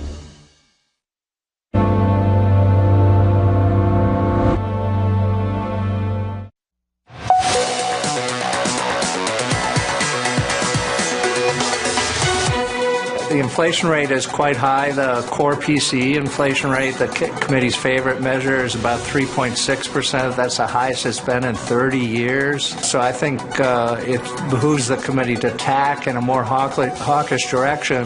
We could move faster. We kept optionality on this, that we could speed up the taper if it's appropriate. Do the less dovish members of this FOMC get a little bit more leverage, a bit more credibility, some weight behind them off the back of the data in America? In the past week, CPI coming in at the hottest level in about 30 years, retail sales this morning, and that interview with Jim Bullard of the St. Louis Fed came off the back of those retail sales numbers. They were better than expected. The Fed, and maybe some of the less dovish Fed policymakers, getting a little bit more leverage on that committee with the incoming data. At the front end, the market can sniff this out. Feels the scent, smells the scent of a rate hike maybe. Yields up by a basis point on 2s to about 53 basis points. On 10s right now, we look like this at 161.80. On 2s, just short of 2% at 199.38. That's the bond market story. Here's the equity picture. On the S&P 500, we inch higher by about 0.25%. On the Russell, we inch lower by about 0.25%. On the Nasdaq, we're up by about 0.1%. And the outlooks keep pouring in. Today, we're focused on the likes of Goldman Sachs at 5,100. I'm looking forward to getting a whole lot more in the next couple of days. So that's the price action. Let's get you the trading diary. A ton of Fed speak coming through the day with President Barkin, Bostic, George, Harker, Daly, all on the agenda. President Biden speaking on infrastructure at 2:25 Eastern. Big week for retail earnings. Target, TJX, Lowe's, all reporting tomorrow. Macy's and Kohl's on deck for Thursday. And finally, initial jobless claims coming out on the same morning. From New York City then, thank you very much for choosing Bloomberg TV for our audience worldwide. This was the countdown to the open. This is Bloomberg.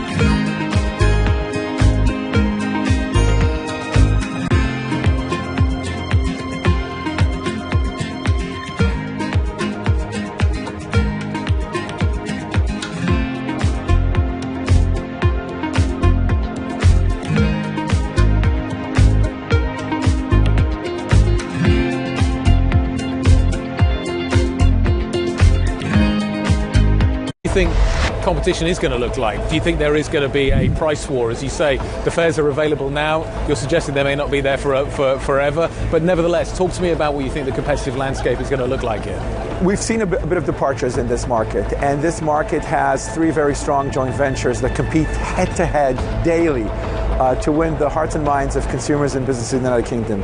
So I don't see a difference in the competition. I think we've all focused on Heathrow as the major hub in the United Kingdom, connecting, of course, the US, New York, Los Angeles, and other locations. So I see this as a continuation of competition. We've been waiting for the day that we can compete strongly in the marketplace after such a long period of time where it's only been one directional traffic from the US to the UK, and now it's open, of course, to UK nationals. You mentioned Heathrow. What about Gatwick? We made a very tough decision in March of last year to really focus our efforts at Heathrow. I was just finishing what you were saying, Tom. November 3rd is when the decision is. Just in case people got confused, I will. Just one more story, Tom. Yeah, thank God for that. We're at 137 right now. Wrap it It's a weakness.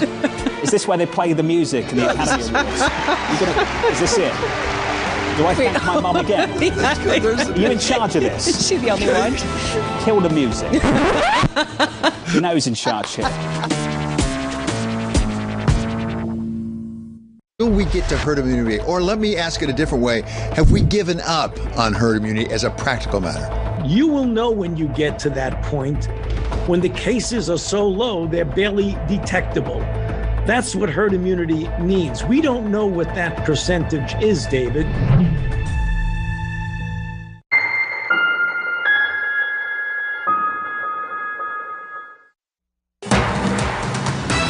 From the financial centers of the world, this is Bloomberg Markets with Alex Steele and Guy Johnson.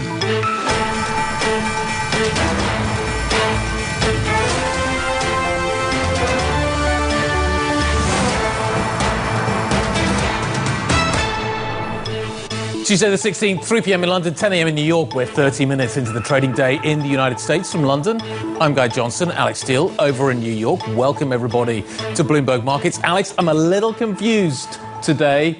I thought the U.S. consumer was on a downer right now. I look at the confidence data, doesn't look good. In fact, it's plummeting. Then I look at these retail sales numbers. I look at the numbers from Walmart and Home Depot.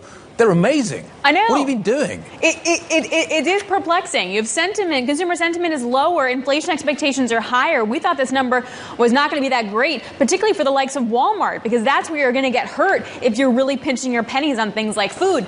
Not happening. So take a look at what's going on in the market. S&P is up by about 0.3%, led by healthcare, but also consumer discretionary, where Home Depot is definitely outperforming. Super solid numbers across the board. Spend money, live better. That is Walmart's a ripoff of Walmart's slogan, save money, live better. You have to wonder, are people no longer saving as much or spending down a little bit of their savings? And is that contributing to this? Now, the aftermath of that, then you have industrial production also holding up very well. And then you have James Bullard talking to Michael McKee saying we should taper faster so we can hike sooner. And you can take a look at the 2-year automatic response. Yields up by about 1 basis point. So a little bit of selling in the front end. Now, irrespective of this, I just want to highlight natural gas. Natural gas futures here and over in Europe are very, very high today because Nord Stream 2 seems to be caught up in a procedural delay. The reason why it's also so important is because that's going to feed through to the sentiment and inflationary picture. And then do consumers start to care? I don't know. We'll break that down through the next couple hours, Guy. There's a couple of big stories that I'm really watching, one of which is Peloton. We're getting the details of the offering, the secondary. That's coming through onto the tape right now. And the biggest story to me today, Rivian. Rivian is now worth more than Volkswagen. I find that number absolutely amazing, that we've gone so fast and really kind of overtaken some of the majors in the auto industry so quickly. We'll talk about that as we work our way through the next couple of hours. Let's talk about some of the biggest stories we're focusing on right now, though. Anne-Marie Hordern is at the White House. President Biden's pick for the Fed chair. When are we going to get news on that? Damian Sasser has the takeaways from yesterday's virtual summit between President Biden and President Xi. Olivia Rockman is looking at how the U.S. consumers, as we've just been discussing, are opening their wallets. Retail sales numbers up for a third month in a row. And Senate Banking Chairman Sherrod Brown talking about the fact, Alex, that the White House pick for the Fed is, quote, imminent. That is the story I think we really should be starting on. Jim Bullard spoke to Bloomberg earlier as well on this leadership story that we're all focusing on over at the Fed. No matter how this comes out, there'll be a lot of continuity in Fed policy. Both of these players have, long track records at the Fed. So certainly it's a big committee. Also, I think people have to keep that in mind. And there's a lot of experience on the committee. So I think we'd see continuity.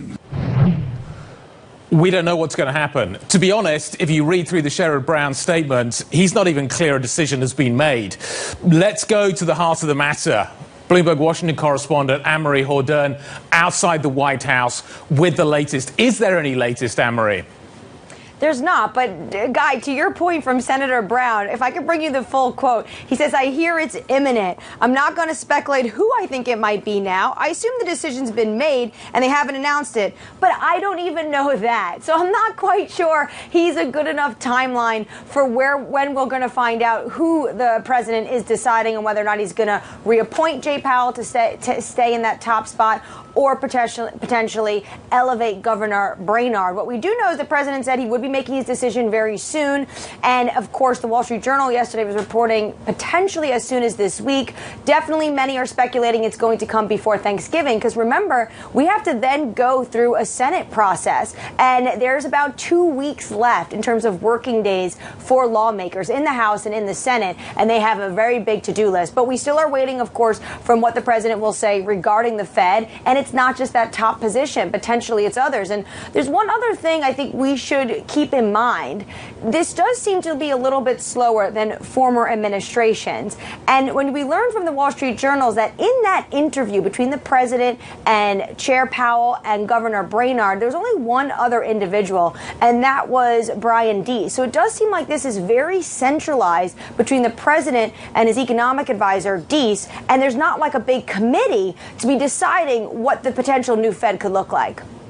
Yeah. Also, imminent in D.C. and imminent for the rest of the planet is different. Anne-Marie, thanks a lot. Bloomberg's Anne-Marie Hordern joining us outside the White House. In the meantime, President Biden was very busy yesterday with President Xi. They agreed to keep talking. The leaders of the two largest economies in the world held a virtual summit last night that lasted longer than expected.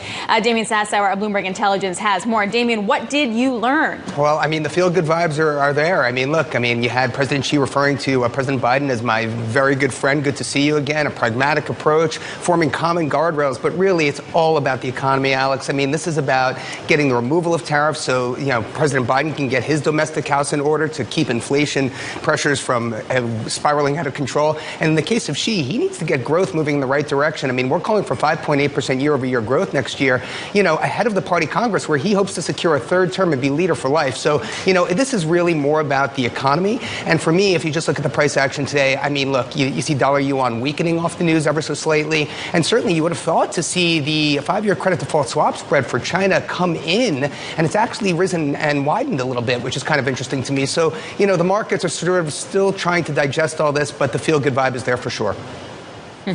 Yep, which is going to be interesting to see how we work our way forward on this, Damian, because there's a good feel to the discussion, but I didn't feel there was a lot of concrete stuff coming out of it. Maybe when we get to the concrete stuff, the feel-good factor starts to ebb away a little bit. Damian Sassower of Bloomberg Intelligence, greatly appreciated as ever. Let's return to the conundrum of the morning. US retail sales jumping in October by 1.7%. That's the most since March. That's despite the fact that we've got the fastest inflation rate that the United States has seen in decades. A lot of this is going to be inflation. Consumers, though, if you take a look at the sentiment figures, they're feeling pretty downbeat right now. So how do we tie this all together? Olivia Rogman joining us now to give us that take. What is your kind of assessment of where we are? How does the consumer sentiment story fit with the retail sales story, fit with the inflation story?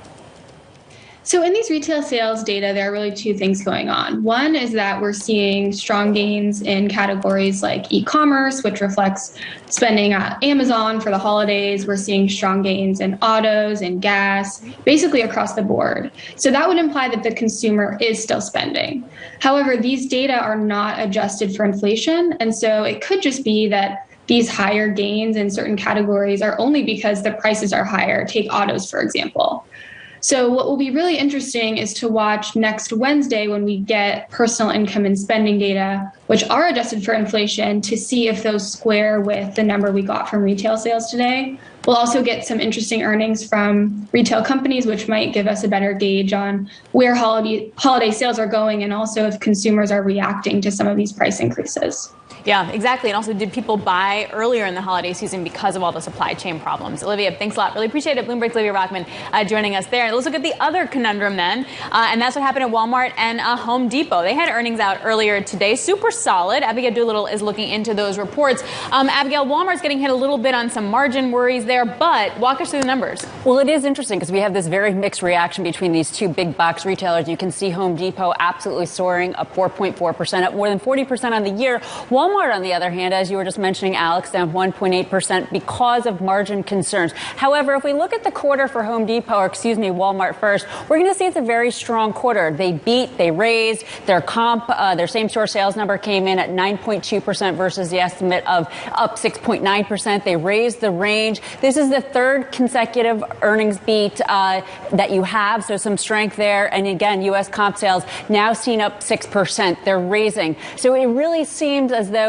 perhaps investors, traders worried about what will come next. Will they continue to manage costs well? It seems as though Americans are going to this store to some degree because of the lower prices, but the margins, that is the concern. As for the strong quarter, Home Depot, they beat, they raised. This is the 29th out of the last 30th quarters where they have beaten. But the interesting thing is, through the pandemic, this will be the first time that this stock may, in fact, rise. We've seen over the last number of quarters the stock down, and in fact, for the last quarter in August reported, down 4.3%, again, despite beating. But it seems as though investors, traders, God, really like this one. And the trend of wanting to fix up the home, it's still in place. Absolutely. Hardware stores are almost kind of right at the top of the list in terms of my favorite places. So much fun. Gotta love it. I agree with you. You could spend an absolute fortune in there, but you've got to fight the contractors because they're in there buying everything up at the moment. Trying to get hold of a piece of wood right now, really tricky. Yeah, Alice is going, She spends a lot of time thinking about lumber prices. Abigail Doolittle, that was... shoes, lumber. Yeah, exactly. I know exactly which way we're going to come down on that one. You need the lumber to build the shoe cupboard. That is certainly true. What are we going to talk about? Yeah, there we go. We finally found it. What are we going to do next? Equity investors feeling pretty bullish right now. Goldman Sachs is amongst them, boosting its S&P target for year-end 2022. Where are we? 5,100, upping the European story as well. Peter Oppenheimer, Goldman Sachs Chief Global Equity Strategist. Up next, this is Bloomberg.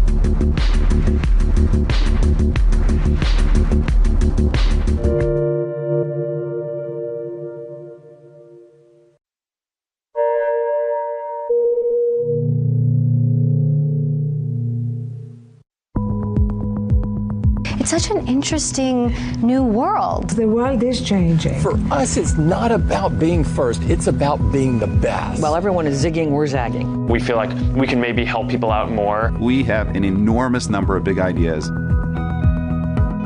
It is really still day one for AWS and for our customers. It is still so early in this business.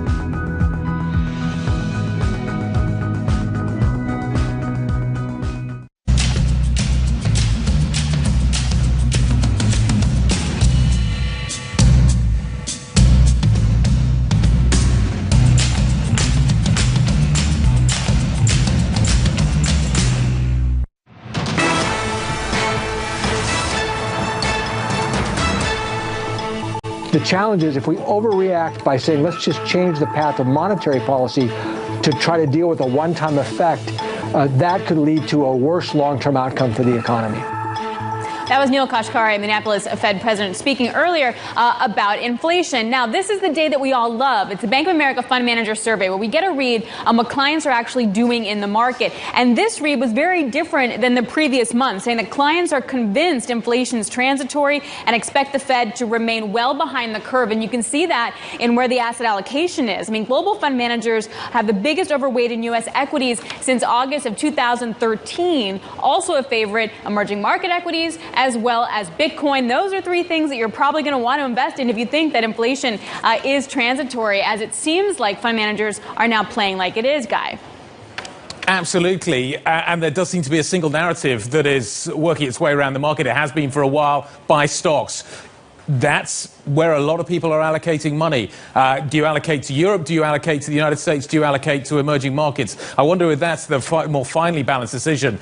The decision on stocks feels like everybody's on board with that one right now. And we ain't done yet, apparently. Goldman Sachs expects the S&P index to rise by 9%. That'll take you to 5,100 by the end of next year. They've got a pretty positive call on Europe as well. Peter Oppenheimer, Goldman Sachs Chief Global Equity Strategist, joining us now. Peter, great to see you. People are looking into next year, trying to figure out exactly where stocks are going to go. You guys are at 5,100 for the S&P. What gets us to 5,100 by year-end 22?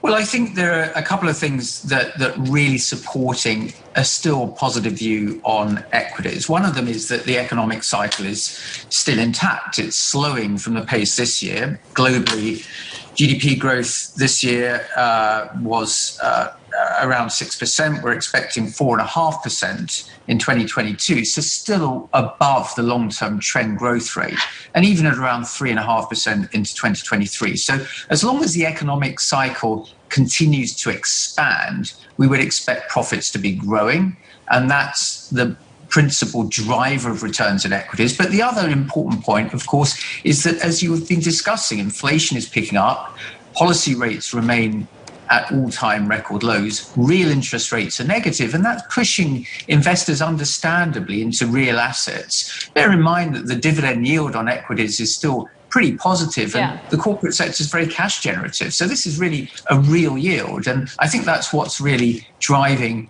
the continued push higher in equity prices, albeit at a slower pace. So, Peter, if that's the case, is it still going to be U.S. equities, emerging markets, or is it going to be time for other areas? And in that, are bonds a hedge anymore for these rising equity prices? Well, two really good questions. I think the first thing is context. The last cycle after the financial crisis was so dominated by the US equity market outperforming, and that really reflected two things. Firstly, greater success in the US economy than elsewhere, and secondly, the great success of the growth factor and in technology companies in particular, which were very heavily represented in that index. Other indices, particularly those in Europe, were much more heavily exposed towards troubled value sectors, banks, energy, and so on. As we move forwards, we find that the profit growth differences between the US and other markets are likely to be narrowing. Technology is still doing well. It's becoming a bigger component of other markets like Asia and Europe, but also the very troubled areas are no longer facing the same kinds of headwinds. And actually, they've been the areas where you've seen the biggest profit recovery this year. Mm-hmm. So overall, we would be arguing for much more diversified geographical exposure. We don't think the US is going to do poorly, but we think that there are good reasons to be less geographically specific and more diversified as we move forwards in time. So Peter, to that point, we're going to get to Europe more specifically in just a second. But in terms of then hedging it, is it going to be bonds? Is it gold? Is it Bitcoin? What is it? Yeah, well, bonds are not a particularly good hedge, I think, now. Again, if we look back at the last cycle and even over the last 20 years, you've seen an exceptional period of returns in the sort of 60-40 equity bond balanced portfolio. And that's because both major financial asset classes have done extraordinarily well as interest rates have moved towards zero. But also in the periods of time when equities were facing stress, because of recession or fears of deflation, bonds were a great hedge. I think as we move forwards, given we're at record low historic bond yields, it's difficult to see the same kind of returns. In fact, we'd be expecting negative returns in bonds as we move forwards in time. So it's not a great hedge for a higher equity weighting. And so cash probably represents a much better way of hedging against an increased exposure to risk assets like equities and other risk assets and real assets as well, like commodities, where we've been structurally positive. Peter, let me make the pivot to Europe. Alex brought it up. You've been talking about it. I've got a chart here. It's the stock 600. We got through 490 a little bit earlier on. We've retreated a little bit, 489. But this is a long-term chart, and you can see that European equities have been moving up. They've underperformed broadly what we've seen in the United States. We're only really starting to play catch-up. So that's the kind of context. 489. I think you are kind of you're expecting further gains next year as well. But the key question, I think, is this one here, which is a fantastic chart at the moment. The European discount to US stocks is at a record. We're at a 30% discount, Peter, on a forward PE basis. We've been traditionally kind of 20, 25. Throughout my entire career, I think we've been in a situation where that discount has existed. But we're now at 30%. What does that tell you about the story for next year? Do I want to make that pivot to Europe? Is that discount going to continue to widen? What do you expect? We expect the discount to start narrowing. We have to be careful with valuation because there's been a big valuation discount in Europe relative to the US for a long time. And one could have made the story that would have created an opportunity for European outperformance. It didn't happen, but that's mainly because the fundamentals didn't support it. The last cycle was so dominated by growth outperforming value that the markets that were heavily weighted in the growth factor, the US in particular, with its especially high weighting in technology, was outperforming, and the falls in interest rates were supporting longer duration assets. But I think as we move forwards, this record discount does make a difference because the fundamentals are shifting a bit. The value areas of the market are likely to benefit more if we do get higher inflation or bond yields. Steeper yield curves help, for example, banks. Higher commodity prices help energy, resources, and so on. And also, we're not seeing the same negative drag on European economic growth moving forwards. In fact, we're looking at well above trend growth in the European economies next year, pretty similar to the US. So I think that discount is probably too big. It's also worth mentioning that even if we adjust the two markets, the US and Europe, so that they have the same sector exposures, Europe still trades at a record discount. So I think that for people who are looking at value, are looking at some diversification, Europe is a good place to be. And actually this year, for the first time for well over a decade, it's roughly held up with the US, achieving mid 20% return so far. That's pretty decent, particularly when it's still got quite a low weighting in technology. Peter, great insight. We have to leave it there. Peter Oppenheimer, Goldman Sachs Chief Global Equity Strategist. We appreciate you joining us today. Coming up. Hey, Sandra Munich. 50 we'll talk Peloton. This is Bloomberg.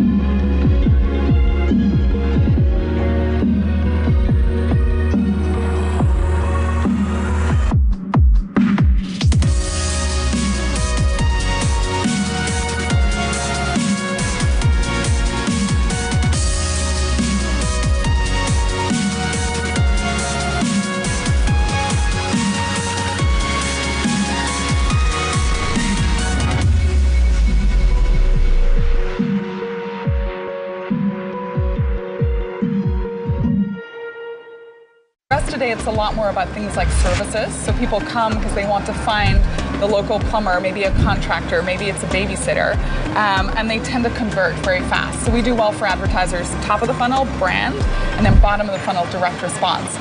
It's really a reminder, isn't it, just how sensitive the markets are to any commentary about trade. We did see some pressure on the yuan, we did see some pressure on the futures. That is now being reversed.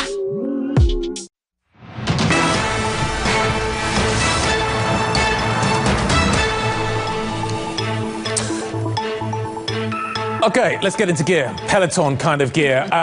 The company is coming out, slashing its revenue forecasts, remember, and it is now coming back to the market with a secondary. Let's get the details now. Dave Wilson, over to you.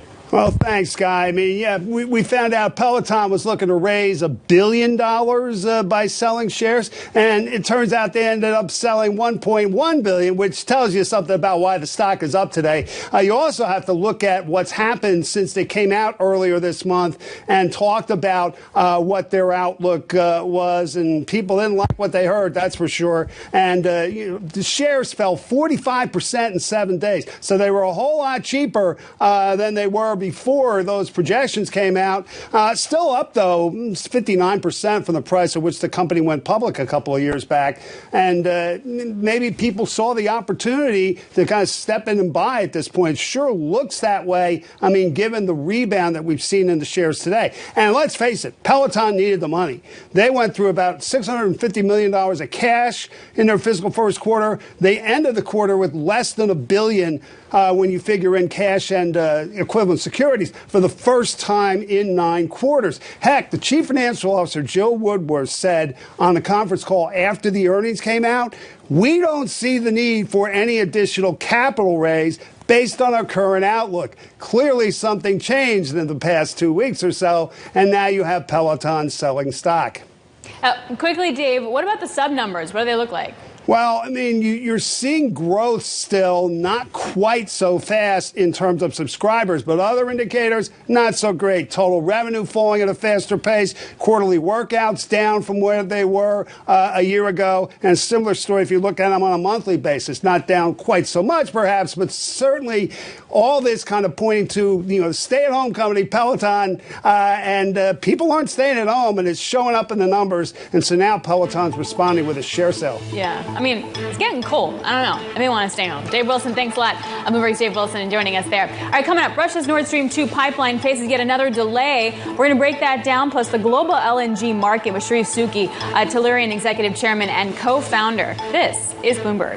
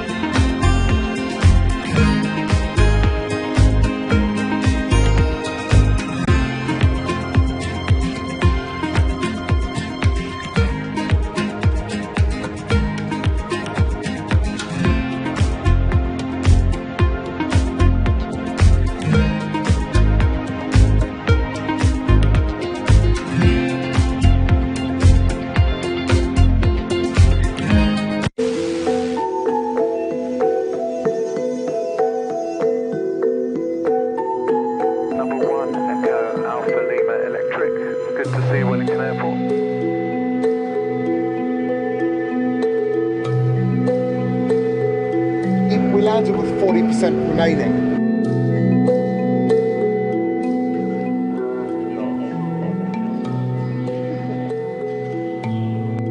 Years ago, Ewan Dixon was the first guy to do it. It's taken a century for us to change our propulsion system away from liquid fuels.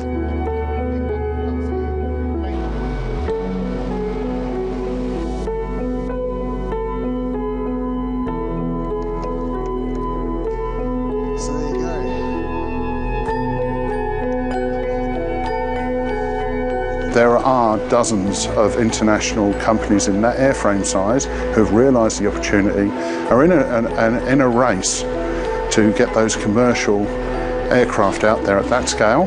It's an area that can be served by hydrogen, which we're well placed with, through fuel cells.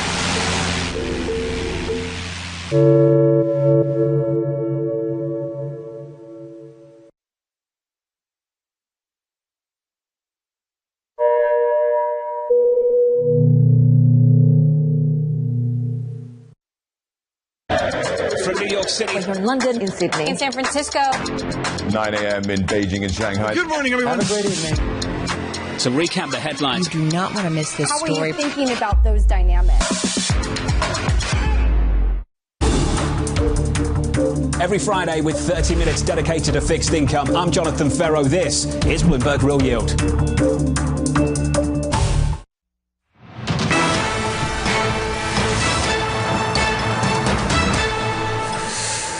So this is feeling increasingly familiar. European gas futures jumping sharply today. This after the regulator in Germany suspended the approval process for the Russian gas pipeline Nord Stream 2.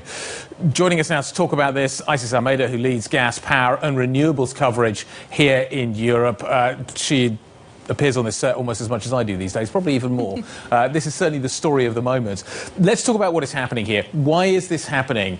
You came on and explained it to me beautifully. Basically, the idea is you can't own the gas and the pipeline. So what Gazprom is having to do is put the pipeline into a separate legal entity, but that's going to slow down the certification process. That's right. And Gazprom had already tried doing that when it set up Nord Stream 2 AG in Switzerland. But it turns out that the Germans basically investigated and looked into it, and the regulator said that there isn't a way of doing that unless there's an entity set up in Germany.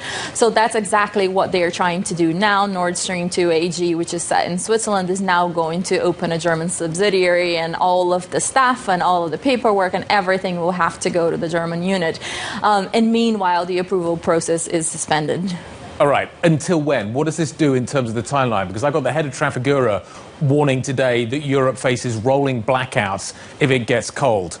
Can we afford a delay here?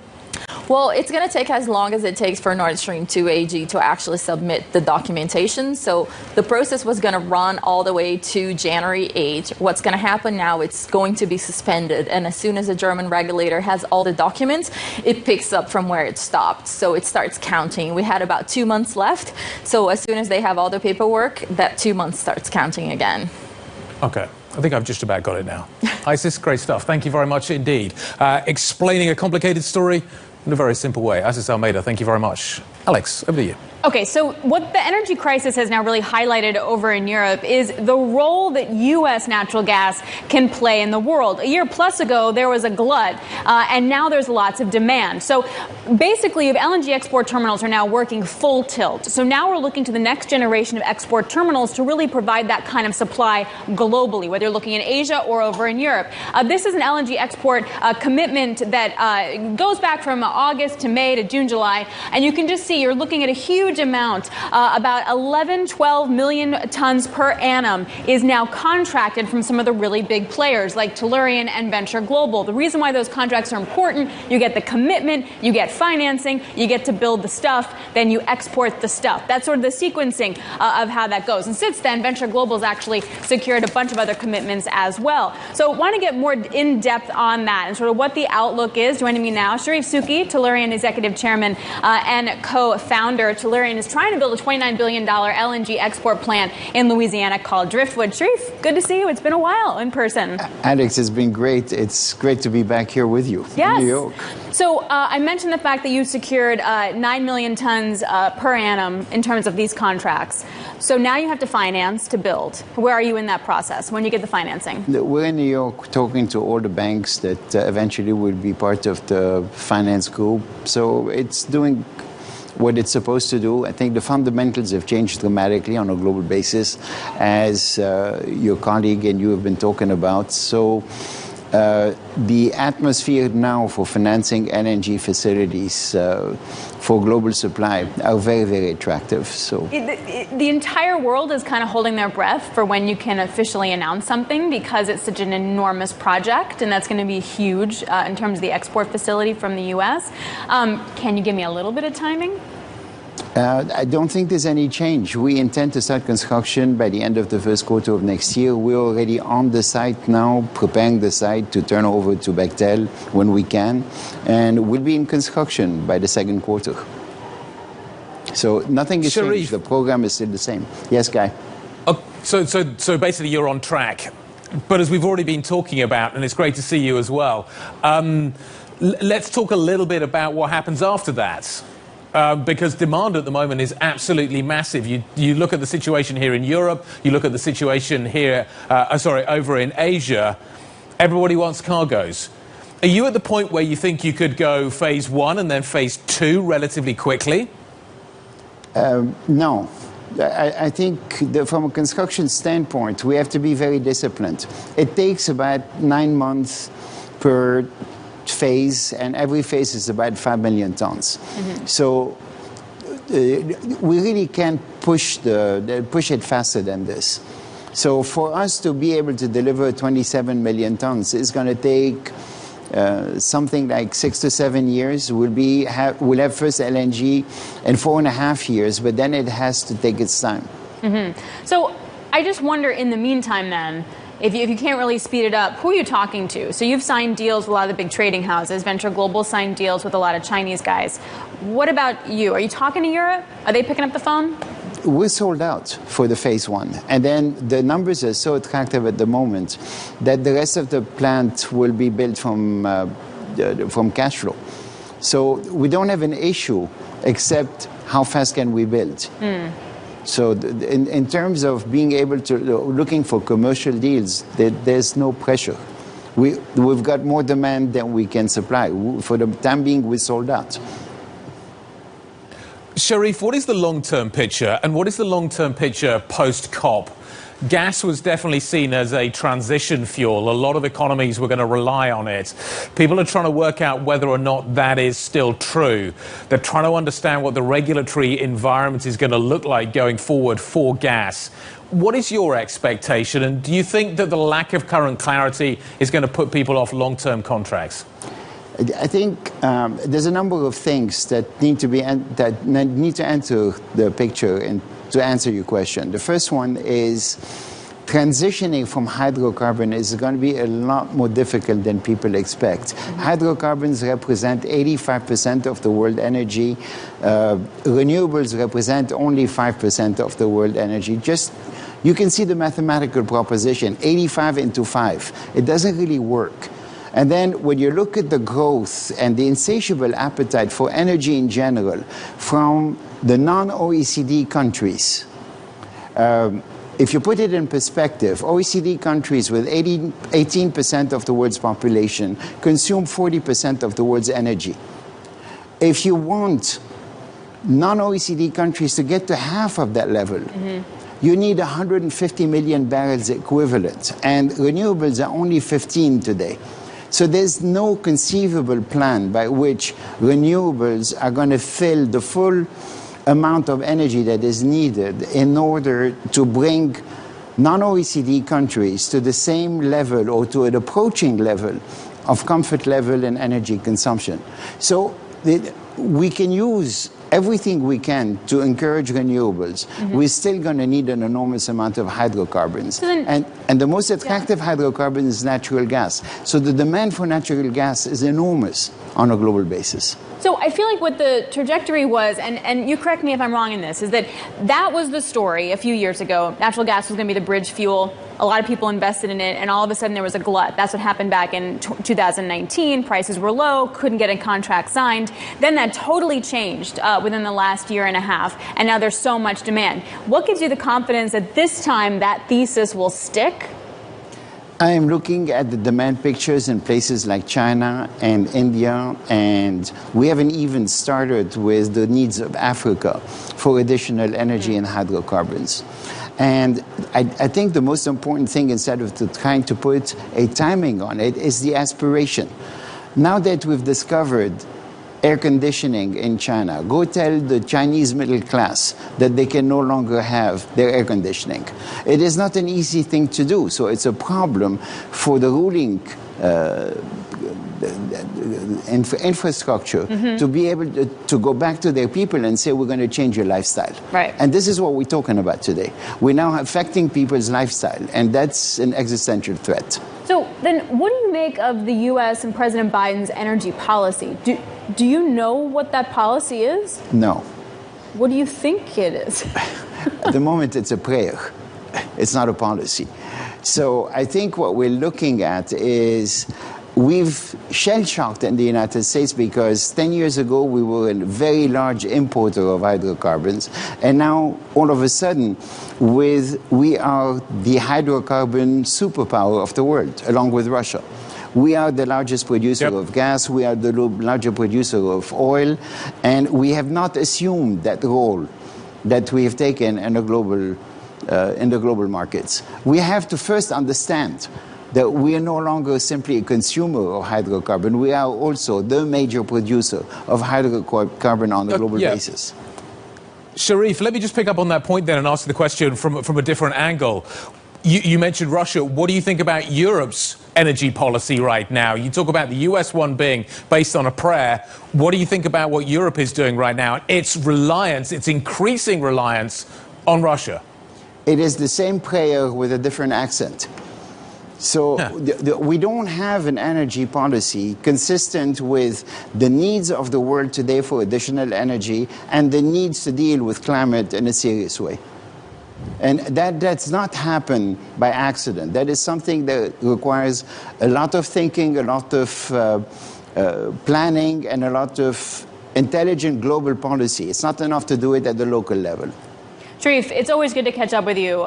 You've been in this market for so long, and it's so great to get your perspective on it. Thank you for coming. Thanks for being here. We'll catch up with you when you finally announce that financing for Driftwood. Thanks very much. Sharif Souki of Tellurian. All right, coming up, Walmart customers are not shying away from in-store shopping. The retail issues an upbeat forecast. At the same time, they warn about squishy margins. We're going to speak to an analyst who is bullish on the stock. Simeon Gutman of Morgan Stanley joins us next. This is Bloomberg.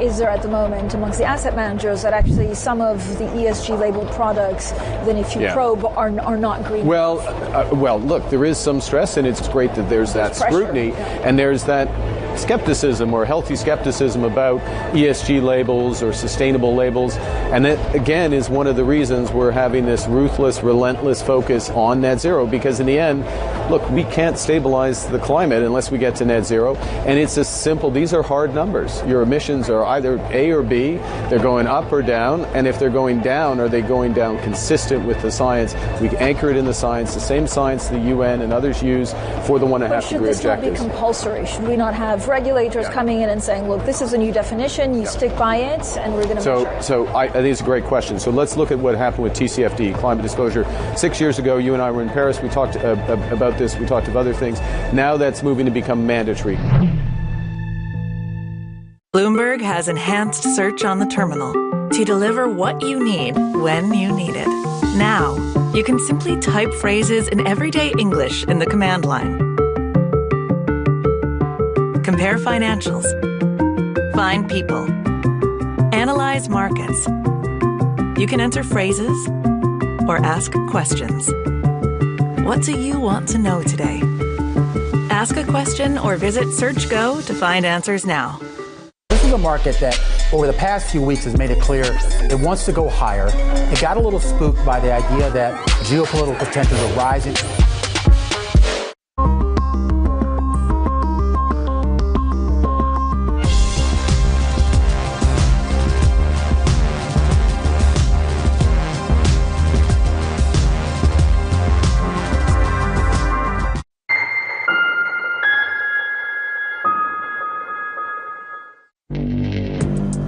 Access the financial world on demand. Hear from leading economists, policymakers, and industry experts via live and on-demand webinars, only from Bloomberg. Start exploring to see what's moving the markets. Visit Bloomberg.com/webinars.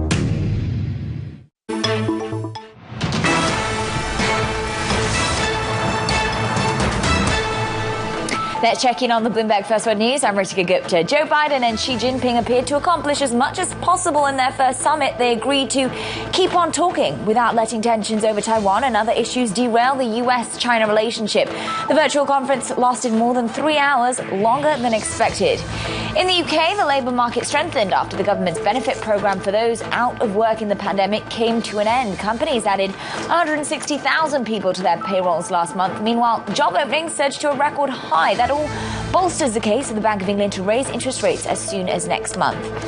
And it's another hurdle for Russia's controversial Nord Stream 2 natural gas pipeline. Germany has halted the certification process needed before the link with Russia can start operating. The move comes as the pipeline's operator has decided to set up a German subsidiary in a bid to meet EU requirements. Germany's announcement sent Europe gas prices up as much as 12%. Global News, 24 hours a day on air and on Bloomberg Quick Take, powered by more than 2,700 journalists and analysts in more than 120 countries. I'm Ritika Gupta. This is Bloomberg. Alex. All right, thanks so much, Ritika. Shares of Walmart dropping. Even as the retailer lifted its outlook for another quarter as we head to that holiday season. Joining us now, Simeon Gutman, a retail analyst over at Morgan Stanley, has an overweight rating on the stock and a price target of 170. Hey, Simeon, why is the stock down 2%?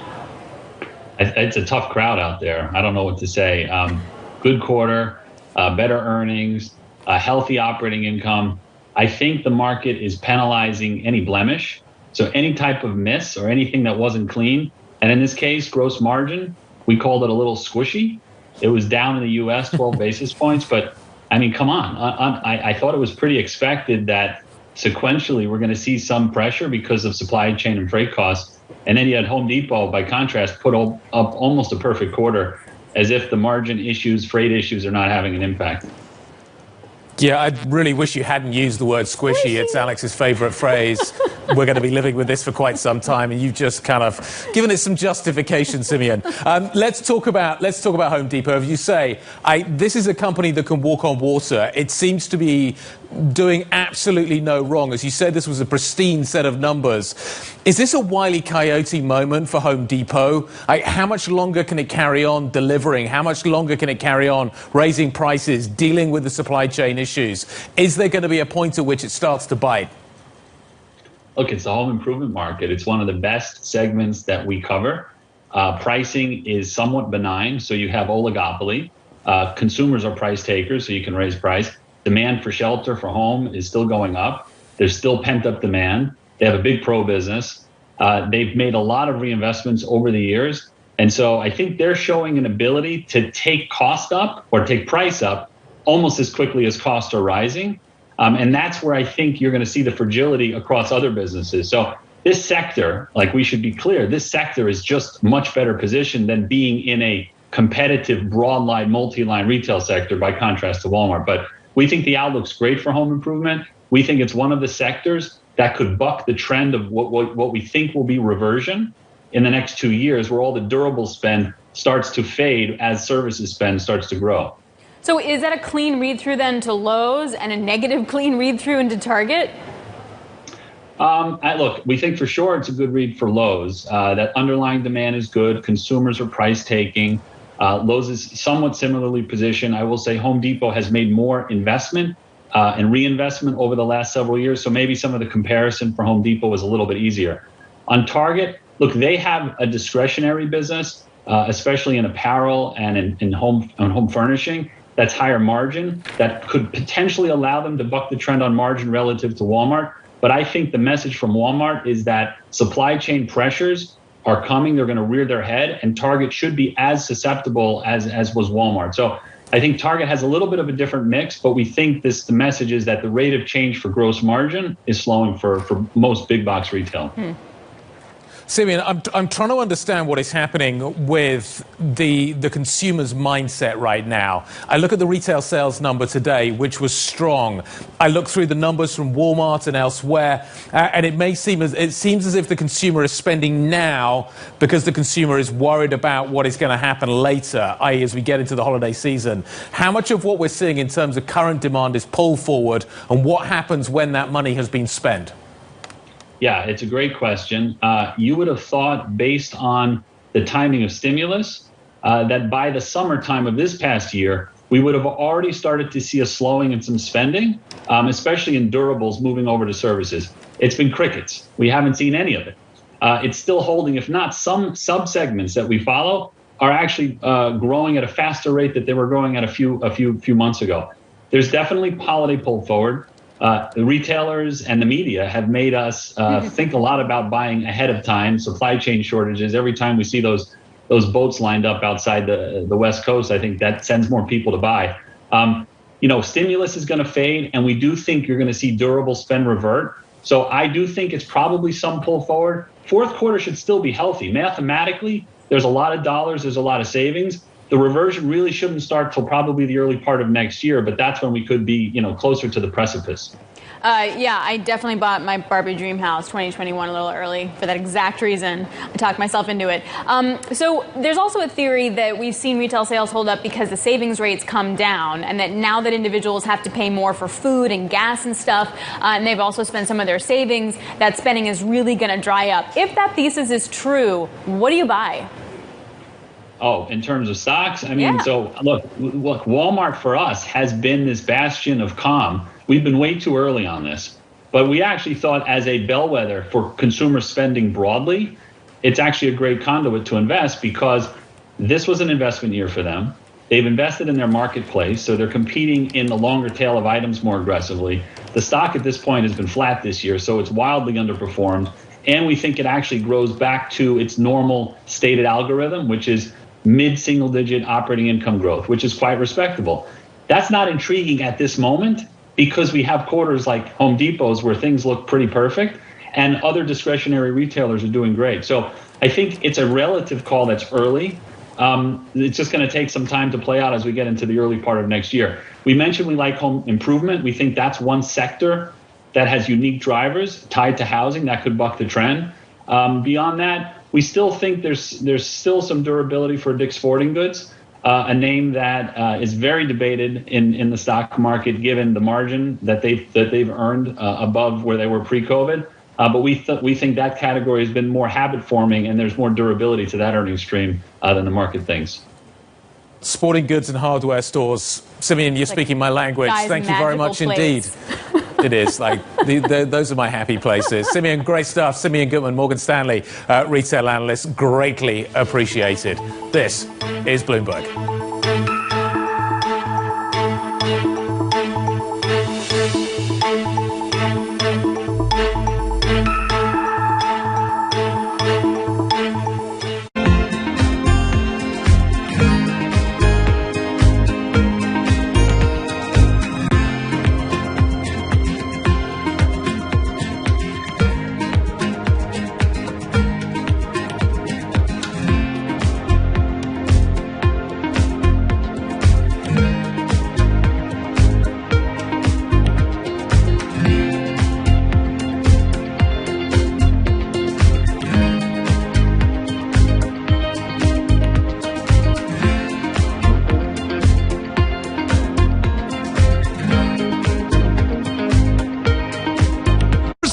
common ground on energy that you share now with the Prime Minister of the United Kingdom? We are both very committed to the transition to a net zero future, and as part of that, to building up the renewable energy capacity for Scotland and the UK. Scotland has got massive potential in wind energy in particular, onshore and offshore, but also some real potential in new and emerging technologies, carbon capture and storage, for example.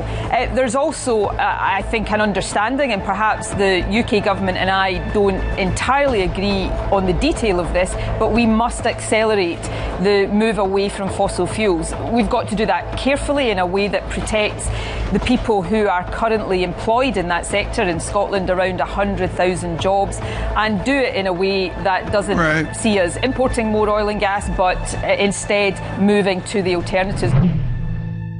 The app is doing exceptionally well. So let's talk about the paid users for a moment. Our strategy has been to create value-added experiences that our users want to pay for, that adds value to their experience.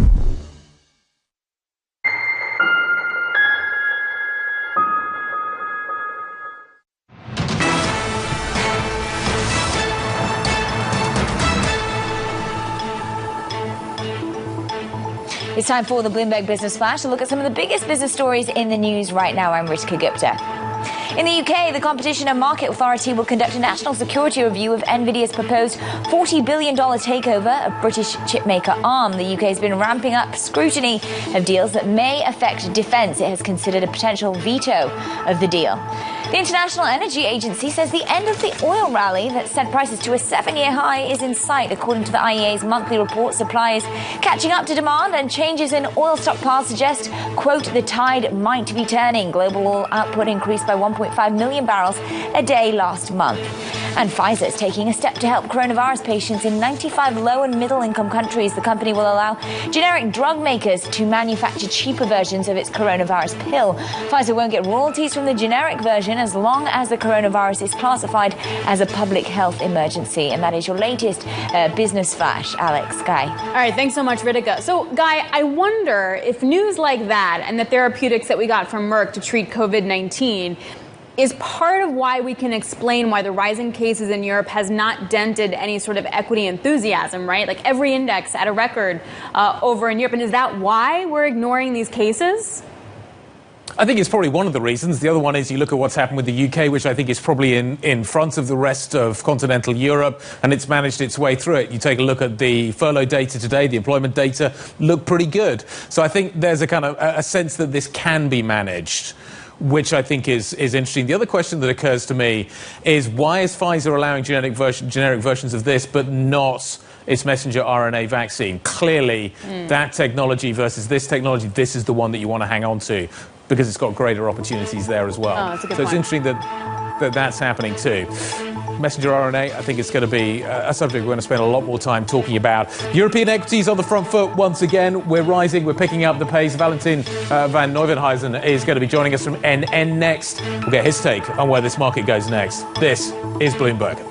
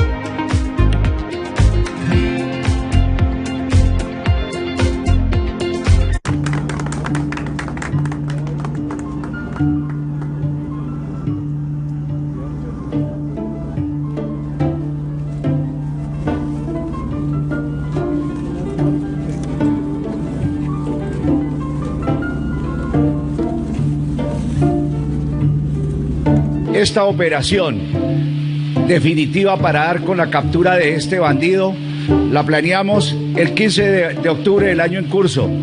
A las 8 de la noche en una guarnición de Bogotá nos reunimos con los oficiales de inteligencia de la policía, nos reunimos con los oficiales de planeamiento de operaciones especiales de las fuerzas militares y de la Policía Nacional, y es cuando se decide cambiar y darle otro salto a esta estrategia.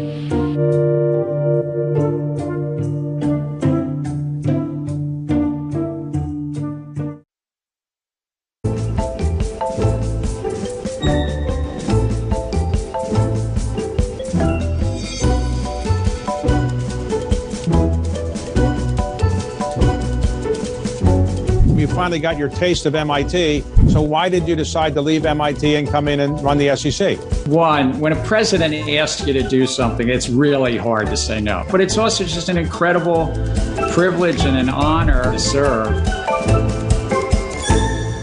BSO Now is your online home for weekly Boston Symphony Orchestra and Boston Pops performances. See new concerts that go behind the scenes, plus acclaimed archival concerts. Visit bso.org/now, where the music plays on. BSO season sponsor, Bank of America. I think that it's hard to put your head around any narrative. Let's just be honest. We've had sort of a shift in, are we in some sort of stagflation fears moment? People were talking about that all day yesterday. The countdown is on in Europe. This is Bloomberg Markets European Close with Guy Johnson and Alex Steele.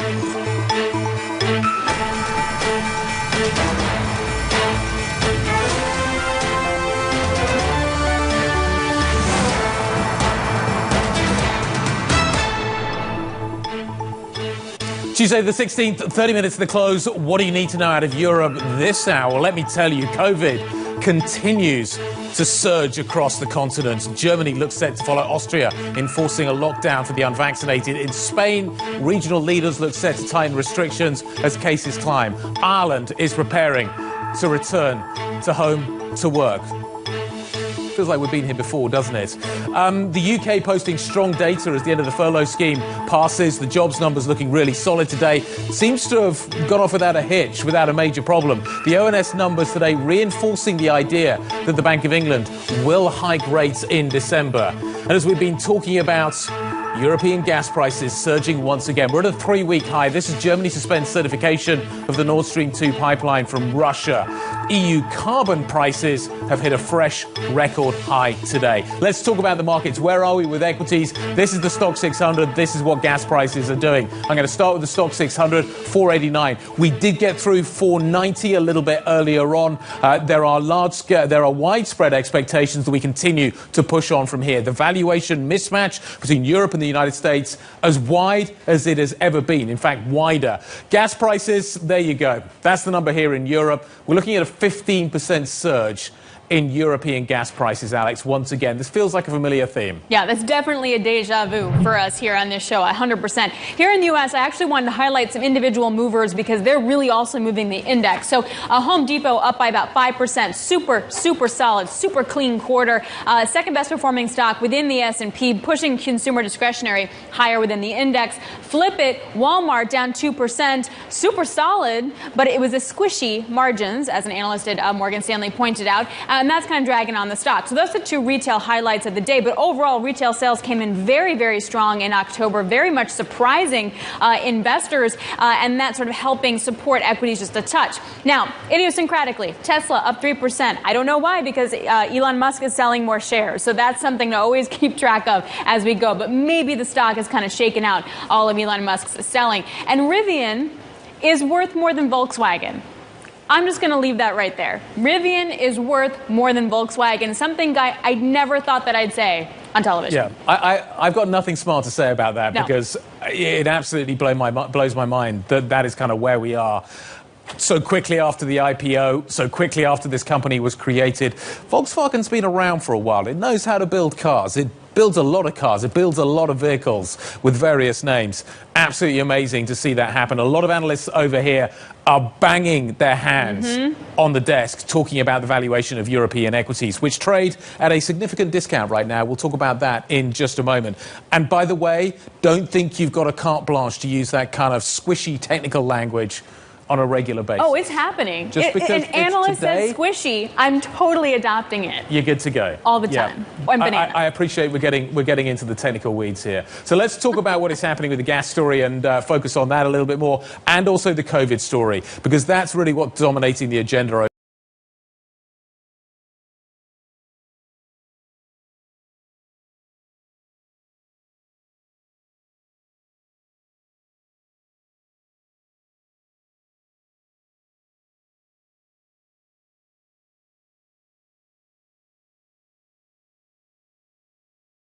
With harsher measures.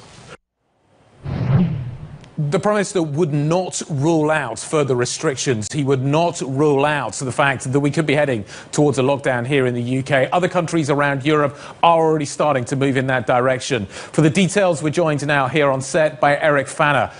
Eric, where are we in this process? We seem to be accelerating quite quickly into winter. A lot of restrictions starting to be imposed in various parts of Europe. Yeah, that's right. It is really surging across the continent. I mean, it's interesting that the Prime Minister flagged that continental European surge, given the UK, of course, has been at this pretty high plateau for, He implied we were behind them, not in front of them. Indeed, that was kind of the implication. And actually, the case numbers here are still quite high and stubbornly high. And so, we're heading into this time of year when people are indoors more and